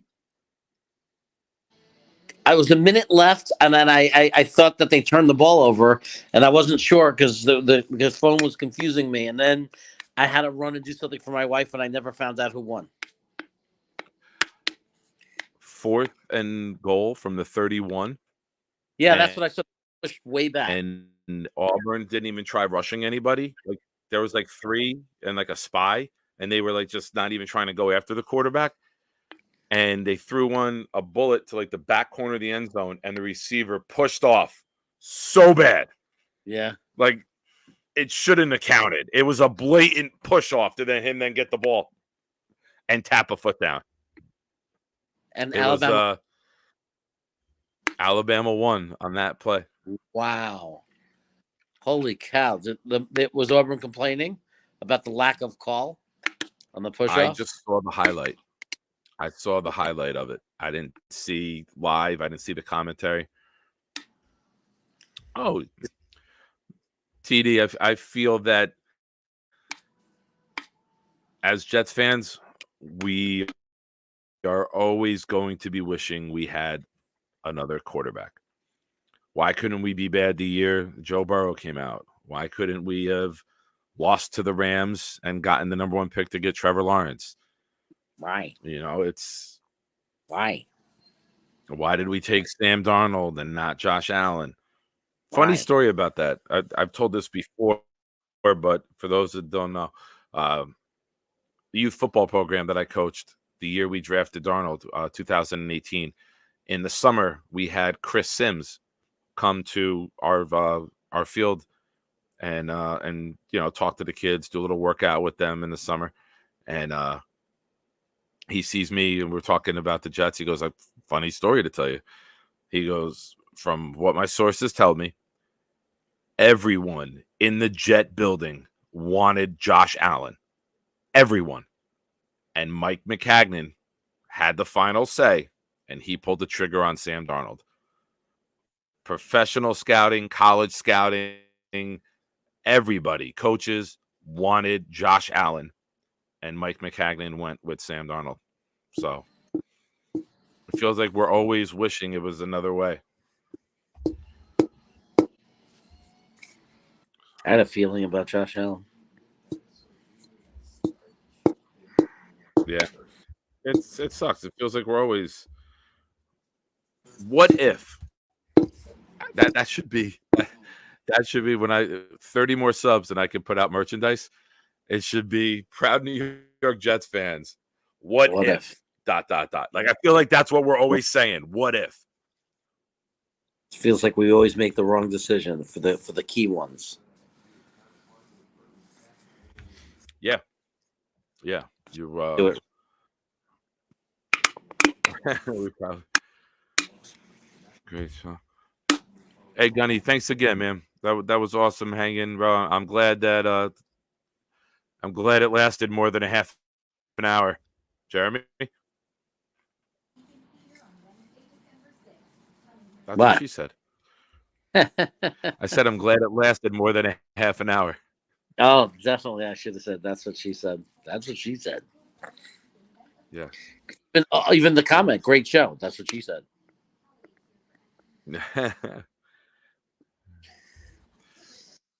You're talking about Allen being. Hey, JW. They were talking about Allen being the number one pick the year before he came out. It was last year. College, he fell a little bit. Yeah, there were people who loved him. They loved his size. They loved his arm strength. A lot of comparisons to Wentz, but he was more mobile than Wentz. But that small school, like Wentz was North Dakota State, right? And Josh was Wyoming. I think the same conference. Yeah. I mean, he's raw. The word on Josh Allen was that he had this insane arm, that he's super tall, big, strong. That's what I like, because it made me think of Ben Roethlisberger. I like those big, strong quarterbacks. Strong arm, big, physical. And the knock on him was very raw. Very raw. Small schools, not a great completion percentage. Needs a lot of coaching. That was the thing on him. But I'm tired of taking these puny little quarterbacks. Like, I think I want to take, like, when there's a quarterback that's a big, tall, strong, 6'3", 6'4", tough kind of guy. That's the kind of quarterback I think that I would like to see the Jets eventually have. Yeah. I think with the way that the league is going, and the size and the speed of the defenders, you got to have that Anthony Richardson now. Unfortunately, he got hurt this year, but he was showing some really good promise. Hurts, Josh Allen, you're seeing, Mahomes is not the most physical guy in the world, but he's athletic enough. The days of drafting a stand in the pocket passer it's going to be difficult to win, man, because the advantage the defense has. And all the athletes now, it seems like they're on defense, right? Offense, you're big, gigantic linemen. And you got these guys like the Bosa's, like the Watts, like Huff, like JJ. They're too much for some offensive linemen to handle. Michael Parsons. Yeah. So I think the killer combination the killer combination is just versatility. You could stay in the pocket, you can get out of the pocket, you could throw on the run, you could throw it, just an all-around versatile player. I think that's what Patrick Mahomes defines. I'm going to answer this question and then bring in another guest here on the Saturday night hangout. Carson Palmer. Carson Palmer was the last good quarterback at USC before Sanchez. But we were talking draft. We were talking round one.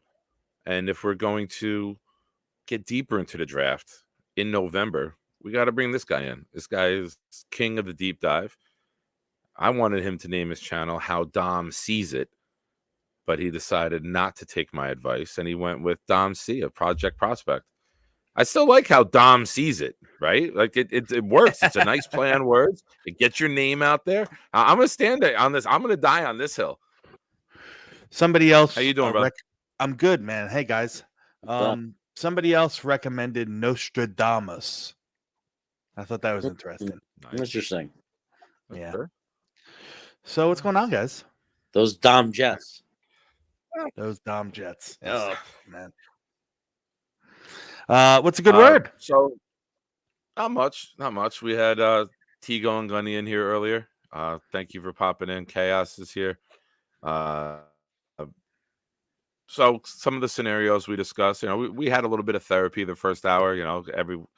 It's tough when like you realize you keep hope alive, but then when you kind of gotta raise that white flag and like, all right, it's over. It's time to maybe start looking ahead to the draft. We discussed some of the scenarios in the first round. I think we were all kind of in unison with in free agency and the first round, you got to come out with an starting offensive lineman and a weapon either way, right? Whatever you do, you got to get a marquee receiver or lineman. Mm-hmm. And then in the first round of draft, you got to go with the other one. We got to get assets on the offensive line. But something I want to throw at you, as of right now, we don't have a round 2 pick. Mm-hmm. Round 3. Give me some guys that you're looking at as potential. That's a great place. It's a sweet spot to get an interior offensive lineman. Tittman's shown flexibility where you can be guard or center, so you have the advantage of taking your higher rated guard or center and then putting him at the other one, right? Sure. What are some names that you're looking at where you're like, okay, that's a good fit for the Jets. That's what we need. Well, I mean, it's. I mean, I'll give you some names that I think are in that area, but it's kind of a hard ask because you don't know how everything else works out. You want to say if we re-sign Mekhi Becton and draft another tackle in the first round, then I'd go somewhere else, so on and so forth. But I will say this before we get into the third round, guys. Let me just pull up my. Well, focus on the prospect itself and not so much our exact need.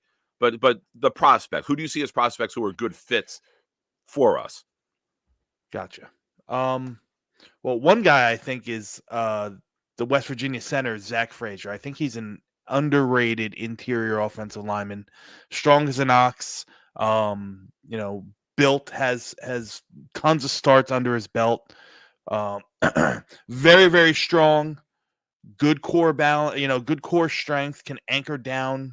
Probably one of the better interior linemen / center prospects that I've seen in quite a while, to be honest with you. So he's a guy I like. I think he's going to be in that third round. There's actually a lot of interior offensive linemen kind of in that area. You got guys like. Nah, he'll probably be gone by then. Yeah. Guys like Jackson Powers Johnson, another center from Oregon, who's probably going to be in that area. Like I said, Zach Frazier is a guy I really like. Christian Mahogany, another interior offensive lineman, strong as an ox, from BC. These are the interior linemen that I think are going to be kind of in that general vicinity.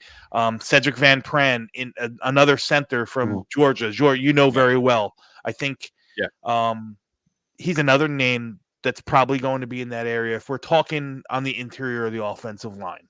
Now, if we're talking skill positions, there's a whole bevy of different guys. Like, touching on the wide receivers, I think that is Jeremy muted? So I'm touching the screen. I didn't know what he was doing. So Jeremy and I were talking yesterday. Jeremy was talking a little bit. Jeremy and I were talking a little bit. He actually came on and recorded a show. I got to talk to you about that show, by the way, later, Jeremy. With me yesterday, where we talked about some of these draft classes, and we were talking about how deep this wide receiver class is. This one, this has a chance to be a very, very special wide receiver class, and probably the only reason why I would be fine if passing on any wide receiver in round 1 who's not named Marvin Harrison, because you are going to get good depth, at the end of day 2, early day 3. I mean, we're talking names like, if you want a sure, like fast, deep threat, guys like Xavier Worthy could be late round 2, early round 3 for the speedster from Texas. A guy like Troy Horton, who's kind of like a little bit do it all from Colorado State. He's 6'2", maybe 200 pounds. He's going to be in that area. D. Walker from University of North Carolina. Drake May's big outside weapon on the NC team. He's going to be in that, in that vicinity. I probably think Lad McConkey is going to probably fall in that if you're looking for more of a slot guy. So I think there's a lot of skill positions at the wide receiver position to be had later in the round. So I'm okay with passing on wide receiver if we're in the top, say, 6 to 10. We're most likely that's probably where we're going to be, if not higher. Yeah. And I said it, and I tweeted this out before. I think, barring what happens in free agency, when we're talking about the draft, I think, a lot of people want to trade down and pick up a second round pick or pick up a third round pick and pick up more assets since we're missing that. If Marvin Harrison, if we're in range to get Marvin Harrison Jr., Joe Alt, or Olu Fashanu, you don't trade down. You take those guys, because otherwise you're going to be chasing those guys for the next 10 years. You're going to be chasing those positions and trying to fill those guys. I think those guys for the Jets, I'm not saying, Marvin Harrison is I think truly, I know the word gets used too much, but is truly a generational player. He's a guy who offers something that you won't see at this level for the next 5 to 7 years. To me, that defines what generational is.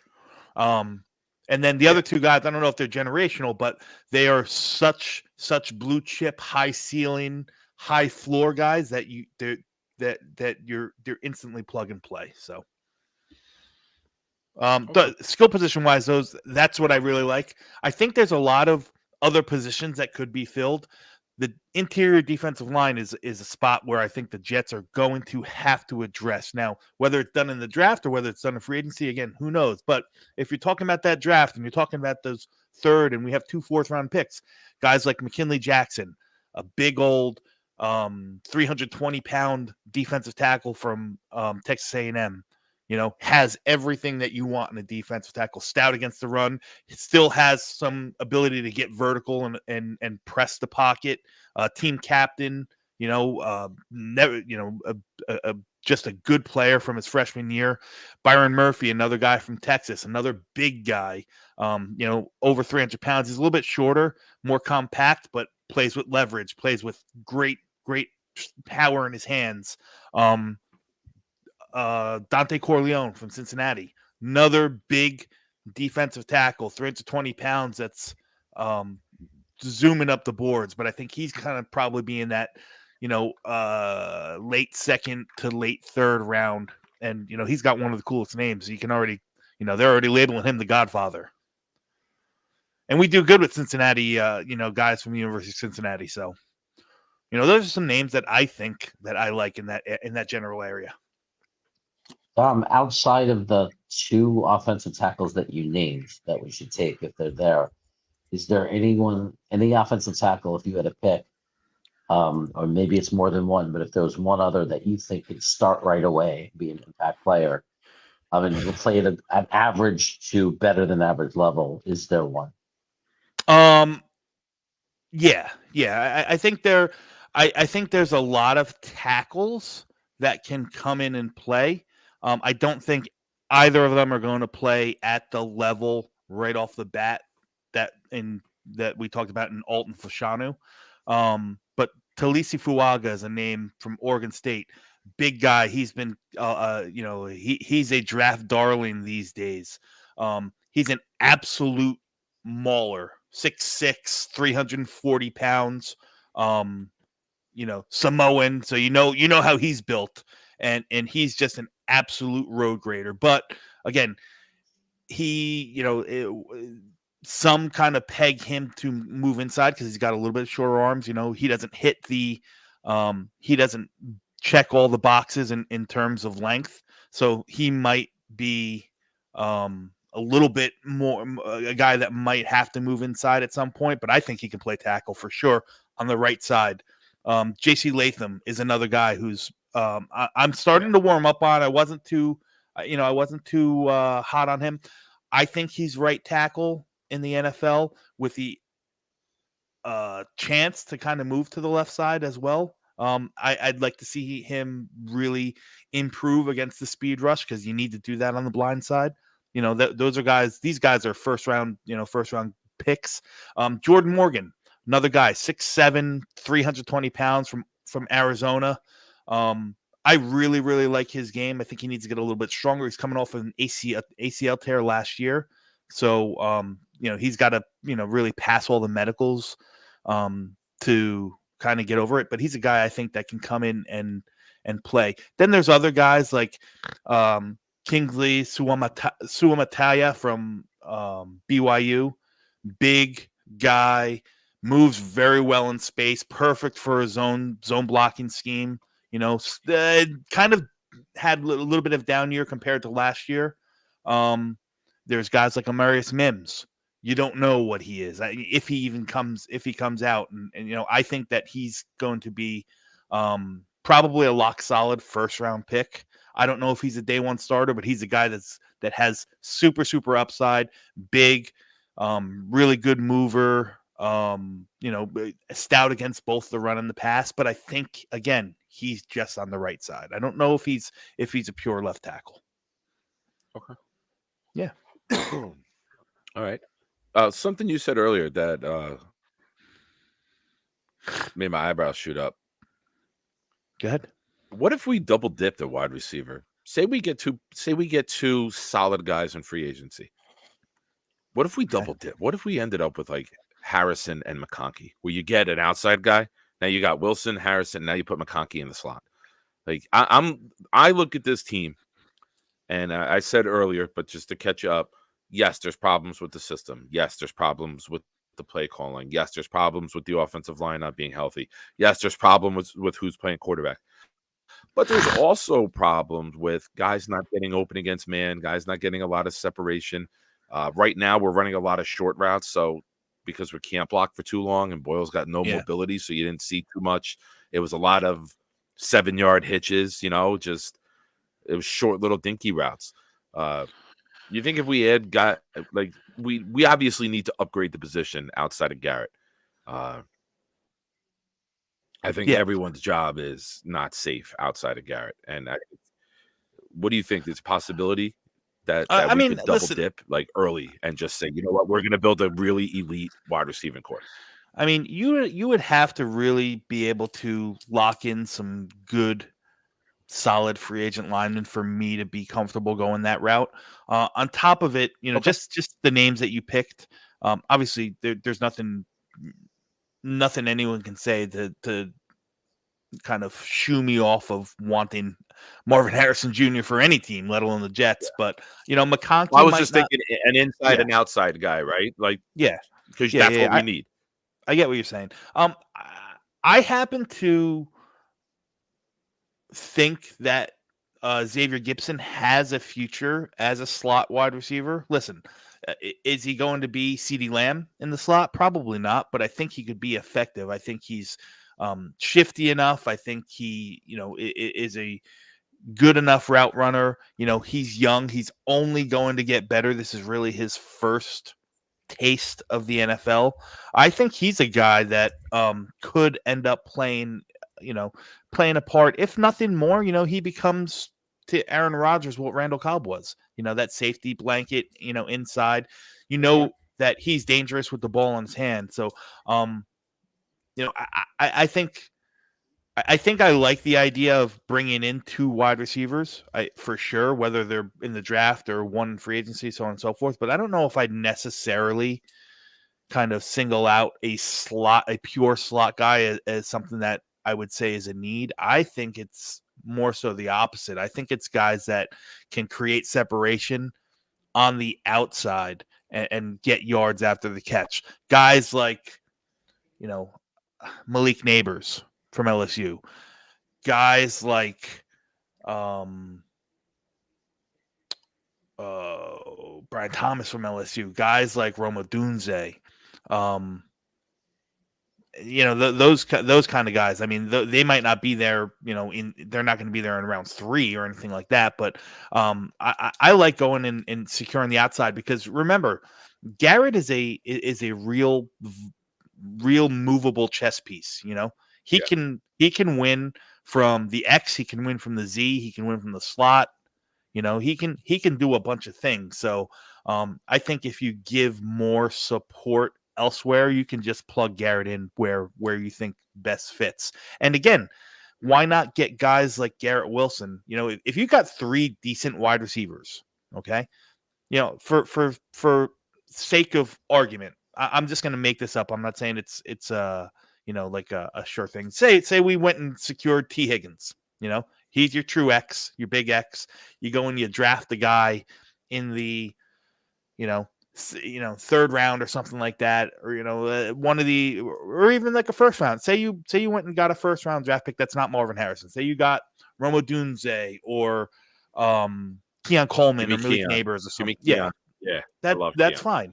Then you can use Garrett Wilson to really play the matchup role, and again, that would entail an offensive coordinator scheming him open, but something like that. Like, I think Garrett Wilson can be the X factor, not the X receiver. He can be the X receiver, but I think he can be the X factor where you can kind of move him all over and play him like a pawn in a chess game, and kind of move him all over and put him in positive situations to win. Like, I would love Garrett Wilson against most of the slot cornerbacks, or I'd love Garrett Wilson lined up, against, a free safety or something like that.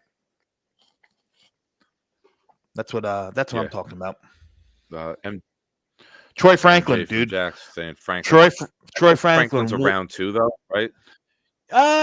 Listen, I think there's probably 10 names that if they were called in round 1, I wouldn't be surprised. I don't think all 10 of them are going to go, but there's probably 5 receivers for sure that are going to go in round 1, and another 5 that if they went in round 1, I wouldn't be surprised. And Franklin falls in that second tier. Again, he's got that.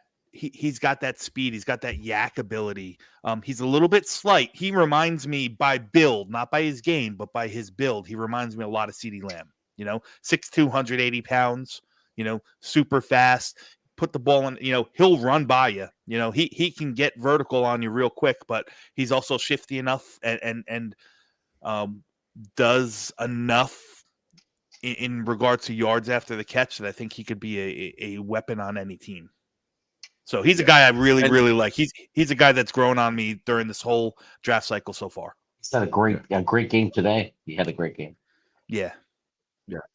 And one of the things that you're going to see, right, when you have 10 guys, right, just the number that you're saying for discussion purpose, when you have 10 guys that could go, it's going to be really interesting to see draft day how they play out, because fit, need, scheme, you might have an X, you might need someone else. How they go in order is going to be really. Are you doing the Irish dip? Usually you like drop the phone and you're out without saying goodbye. No, my little homemade phone stand of a the pen. The pen moved. Yeah, I forgot. I kind of moved it. Okay, there we go. But it's that's one of like the cool stories within the draft story that come out. It's gonna be how they come off the board, what team values who over who, or correct. Just how teams maneuver to get these guys. Because when it's simple, when you got Marvin Harrison Jr., he's one. Then what? You know what I mean? Like, is it wrong? Well, you're gonna see 10 different people who kind of make a living at this have 10 different orders, right? There's gonna be guys that kind of favor a 50-50 contested catch kind of guy like Keon Coleman over the shifty route runner type like Malik Neighbors. There's going to be guys that like the height, weight, speed of a guy like Xavier Leggett from South Carolina, more so than the true, probably slot guy, true slot receiver, like Emeka Buga or Troy Franklin. You know what I mean? So everyone's going to be different. There's guys that likes that kind of lean more towards speed and route running ability, and there's guys that lean more towards contested catch and guys who are sure-handed, so on and so forth. And this draft class has all of it. Like I said, I wouldn't be surprised if there's 20 receivers taken off the board in the first 3 rounds, and that's a lot. Yeah, that's a lot. Yeah. Jeremy, I'm going to throw this question at you. I'm going to get close to wrapping up. Do you think Rodgers was the worst trade, and do you think Carr would have worked? No, I think I don't think Carr would have worked. Assuming the offensive line sustained all the injuries that it sustained. I think Derek Carr's an okay quarterback. I had some good years, but I don't like with the offensive line the way it is, the way everything is played out. I don't even think Aaron Rodgers would be enough of a difference. I think he'd make us more respectable, and obviously we'd have a chance to win, a much better chance to win each game. But the offensive line is decimated. They can't establish a running game, and I don't know if any one guy at quarterback would be the difference. And Derek Carr is not Aaron Rodgers. I think he's an okay, decent quarterback, but I think we'd be struggling with him. And maybe he'd be hurt because of the offensive line. Like maybe we would have gotten him hurt. Who knows? Yeah. I think we'd have a chance at the playoffs with him, maybe, because we are going to get some offensive linemen back. But I don't wish we got Derek Carr. And we didn't. I'm not going to backtrack on whether I thought Aaron Rodgers was a good move or not. I thought it was a great move. There was no way I could imagine him going down on the 4th play like that. There's no way I can imagine our offensive line having a second year in a row like this. I couldn't see this coming. Yeah. If you take somebody posted this on Twitter, I don't know who it is. I forgot who it was, I should say, but you take Aaron Rodgers and arguably 3 starting offensive linemen out of the equation, right? You do that with any other team. You line up Philadelphia and take Jalen Hurts and then, Kelsey and, their 2 tackles out of the equation. And guess what? They're probably mediocre as well. You can go down the line and do that with any team. To say that listen, I think there's a fair argument that some people were hesitant about trading for a 39-year-old Aaron Rodgers.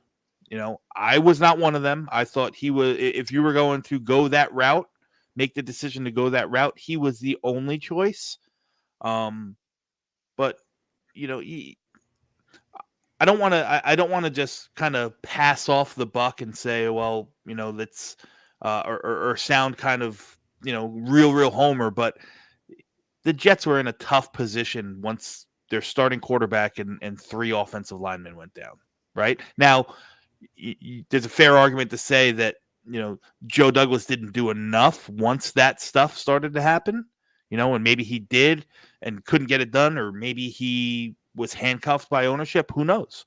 But to say that it was a mistake or the worst trade in the world, I think is kind of revisionist history. It was probably the best decision and the best day that all our Jets fans had when that deal came to fruition. For whatever reason, the football gods just don't like the Jets.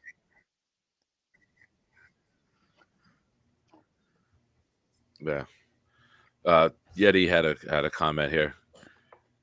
I love the 3 of you, but I can't talk draft yet. I know it's inevitable, but can't do it yet. My little Smokies were awesome last night.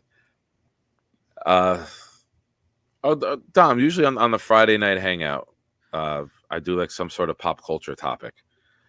Okay. I'm going to ask you a question that I've been dying to ask you, and I'm going to put you on the spot. And I don't want to do it in text or on the phone. I want to see your face as I throw this one at you. Which hip hop group you like better, Wu-Tang Clan or the Beastie Boys? Oh wow, that's pretty tough. Right? I like And I I like asked them. this because I'm going to be sending you a bunch of links, Instagram clips. Steve Buscemi does an interview at like a bench in a park, and he's interviewing Method Man as two of the Beastie Boys come up, and like just the whole like situation of it. I was like, oh man, I started thinking in my head because Method Man was reeling off their songs and doing their lyrics, talking to them, and then Steve Buscemi asks Ad Rock, Mhm. right? Mike D and Ad Rock are still out, right? He asks Ad Rock, he's like, what are your thoughts about, like the Wu-Tang Clan and their, you know, their imprint on the world? He goes, I never really got it. Didn't think they really took off. I didn't get their stuff. Never listened to. Like he just like it was such a great response to it after Method Man was so complimentary about the Beastie Boys. He's like, never really listened to them. Never really took off with me. But I was thinking, I'm like, which one's better? Or which one did don't you know. like? I don't Not know which if- one's better. Which one? I like them. I like them both very, very much. I mean, that's my time frame. That's my age frame. I probably liked or listened to Beastie Boys more, but I think 36 Chambers is probably one of the top 5 all-time albums, LPs ever put out in Yeah. hip hop. That is. I like that Raul put this up. He put this up earlier, and I said it was such a great chat, a great comment. He went back to it. That's how good it is. That's worth having it up there again. I found myself growing up listening to the Beastie Boys more. Yeah. When License to Ill came out in '86, I was 8 years old. I remember I got the tape and listened to it on the way to like travel baseball, and basketball games. And then as I got older, I find myself listening to old Wu-Tang more. But it's a tough one to put out there. And I figure, Jeremy, you weighing in on the hip hop conversation? Yeah, I'm Beastie Boys all the way. But like, I not that I don't like As a Brooklyn guy, of course he is. Beastie Boys all the way. He's got the tattoo on his arm. But I You can't support the other boroughs. But we've been watching the show. There's like a whole series, about those those guys. So Jocelyn's got into it, but it's like about, I guess, how they developed as a band. It's like I think it's multiple seasons even, and so it's not that we don't like them. It's kind of gotten me into them even more. But Beastie Boys was just like I was in high school, man. Like when the Beastie Boys were at their biggest, like in the in the '80s, mid to late '80s, and that was just they ruled. Yeah. There's no wrong answer, right? You can appreciate both. It's not like it's like a football team. You got to pick one over the other. But it's been playing in my head, and I wanted to throw it out there. Like one of the other ones that I throw out there, it's not hip hop related. It was who had a better impact on the music industry, Phil Collins or Sting? Because you think about when they were with, one was with the Police, one was with Genesis, and then they both went individual. Who do you think had a bigger impact on music? And when you start thinking about all of it, it's like I think they're on par with one another. But that's one that I always throw out there to people to like kind of gauge their interest. Me, I'm a Phil Collins guy. I think Phil Collins is amazing.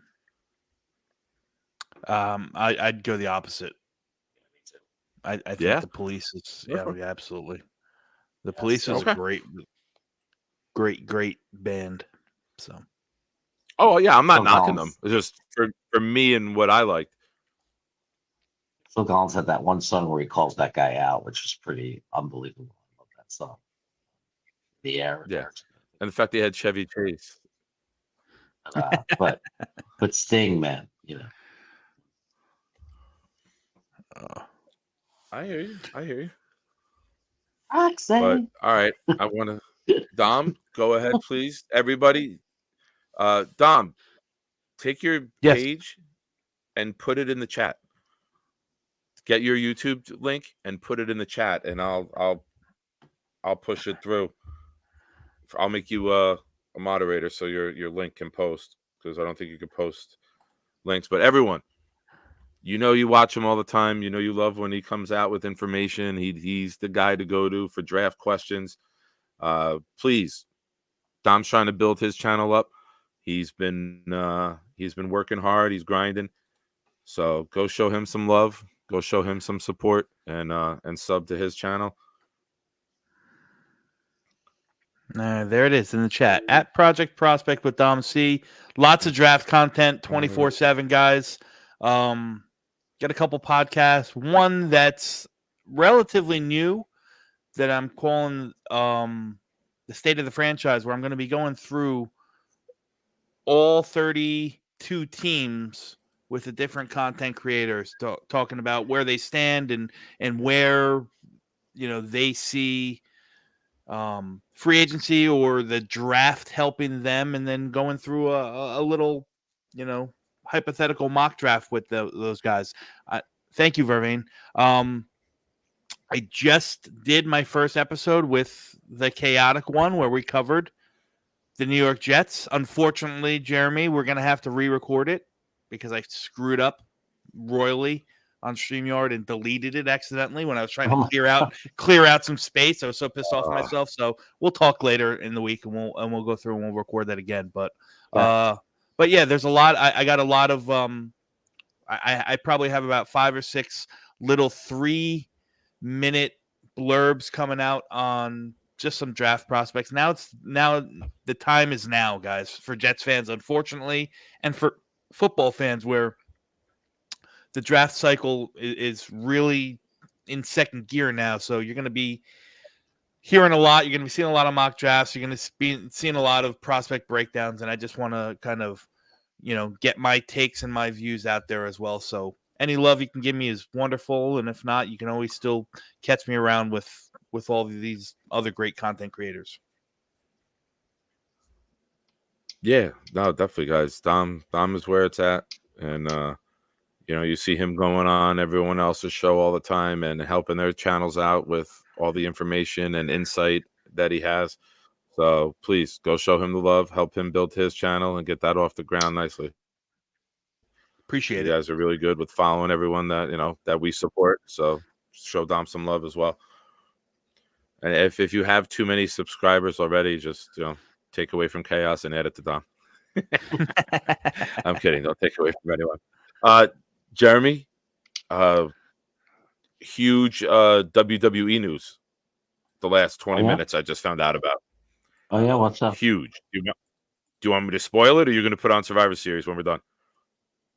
People really still watch WWE? Like regularly? Yeah. I think I don't I'll have, watch the big ones. I don't watch it weekly. I'll watch the big ones. I don't have the WWE app, so I wouldn't know how to watch it. It's on Peacock. You have Peacock? I think so, yeah.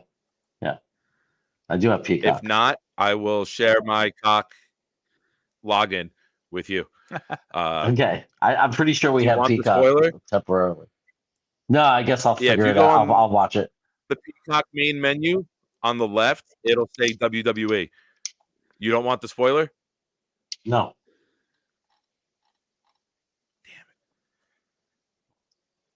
I don't know anything about wrestling, so I couldn't. But anyway, for me, guys, appreciate anybody who hasn't done it yet. Really trying to push my other channel, Brooklyn Brothers Food Review. I wouldn't push it if I wasn't proud of it and I didn't think people would like it. So if anybody out there, fan of Jets Chaos, really want you to just check it out. Like, you decide if you want to sub to it, but just give it a shot. Go to Brooklyn Brothers Food Review and watch a couple of videos. I think it's good stuff. So if you like it, feel free to sub and support it.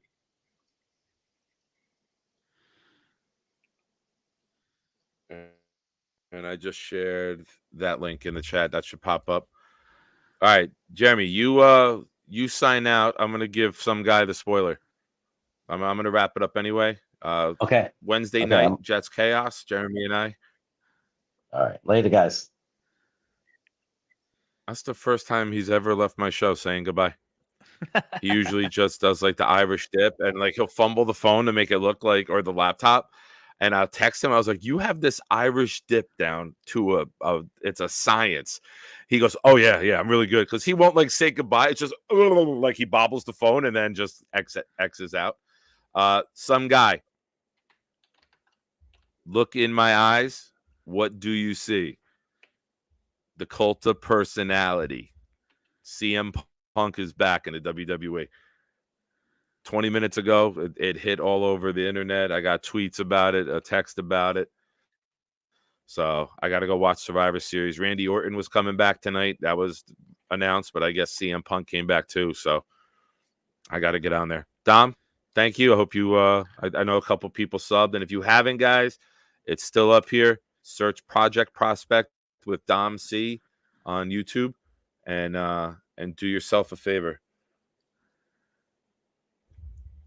And show Dom some support. The white flag is up. Draft content will be aplenty, and that's the site that you want to be on for Jets info and potential draft picks for us. Dom, thank you. Thanks for popping in. Hey, my pleasure, man.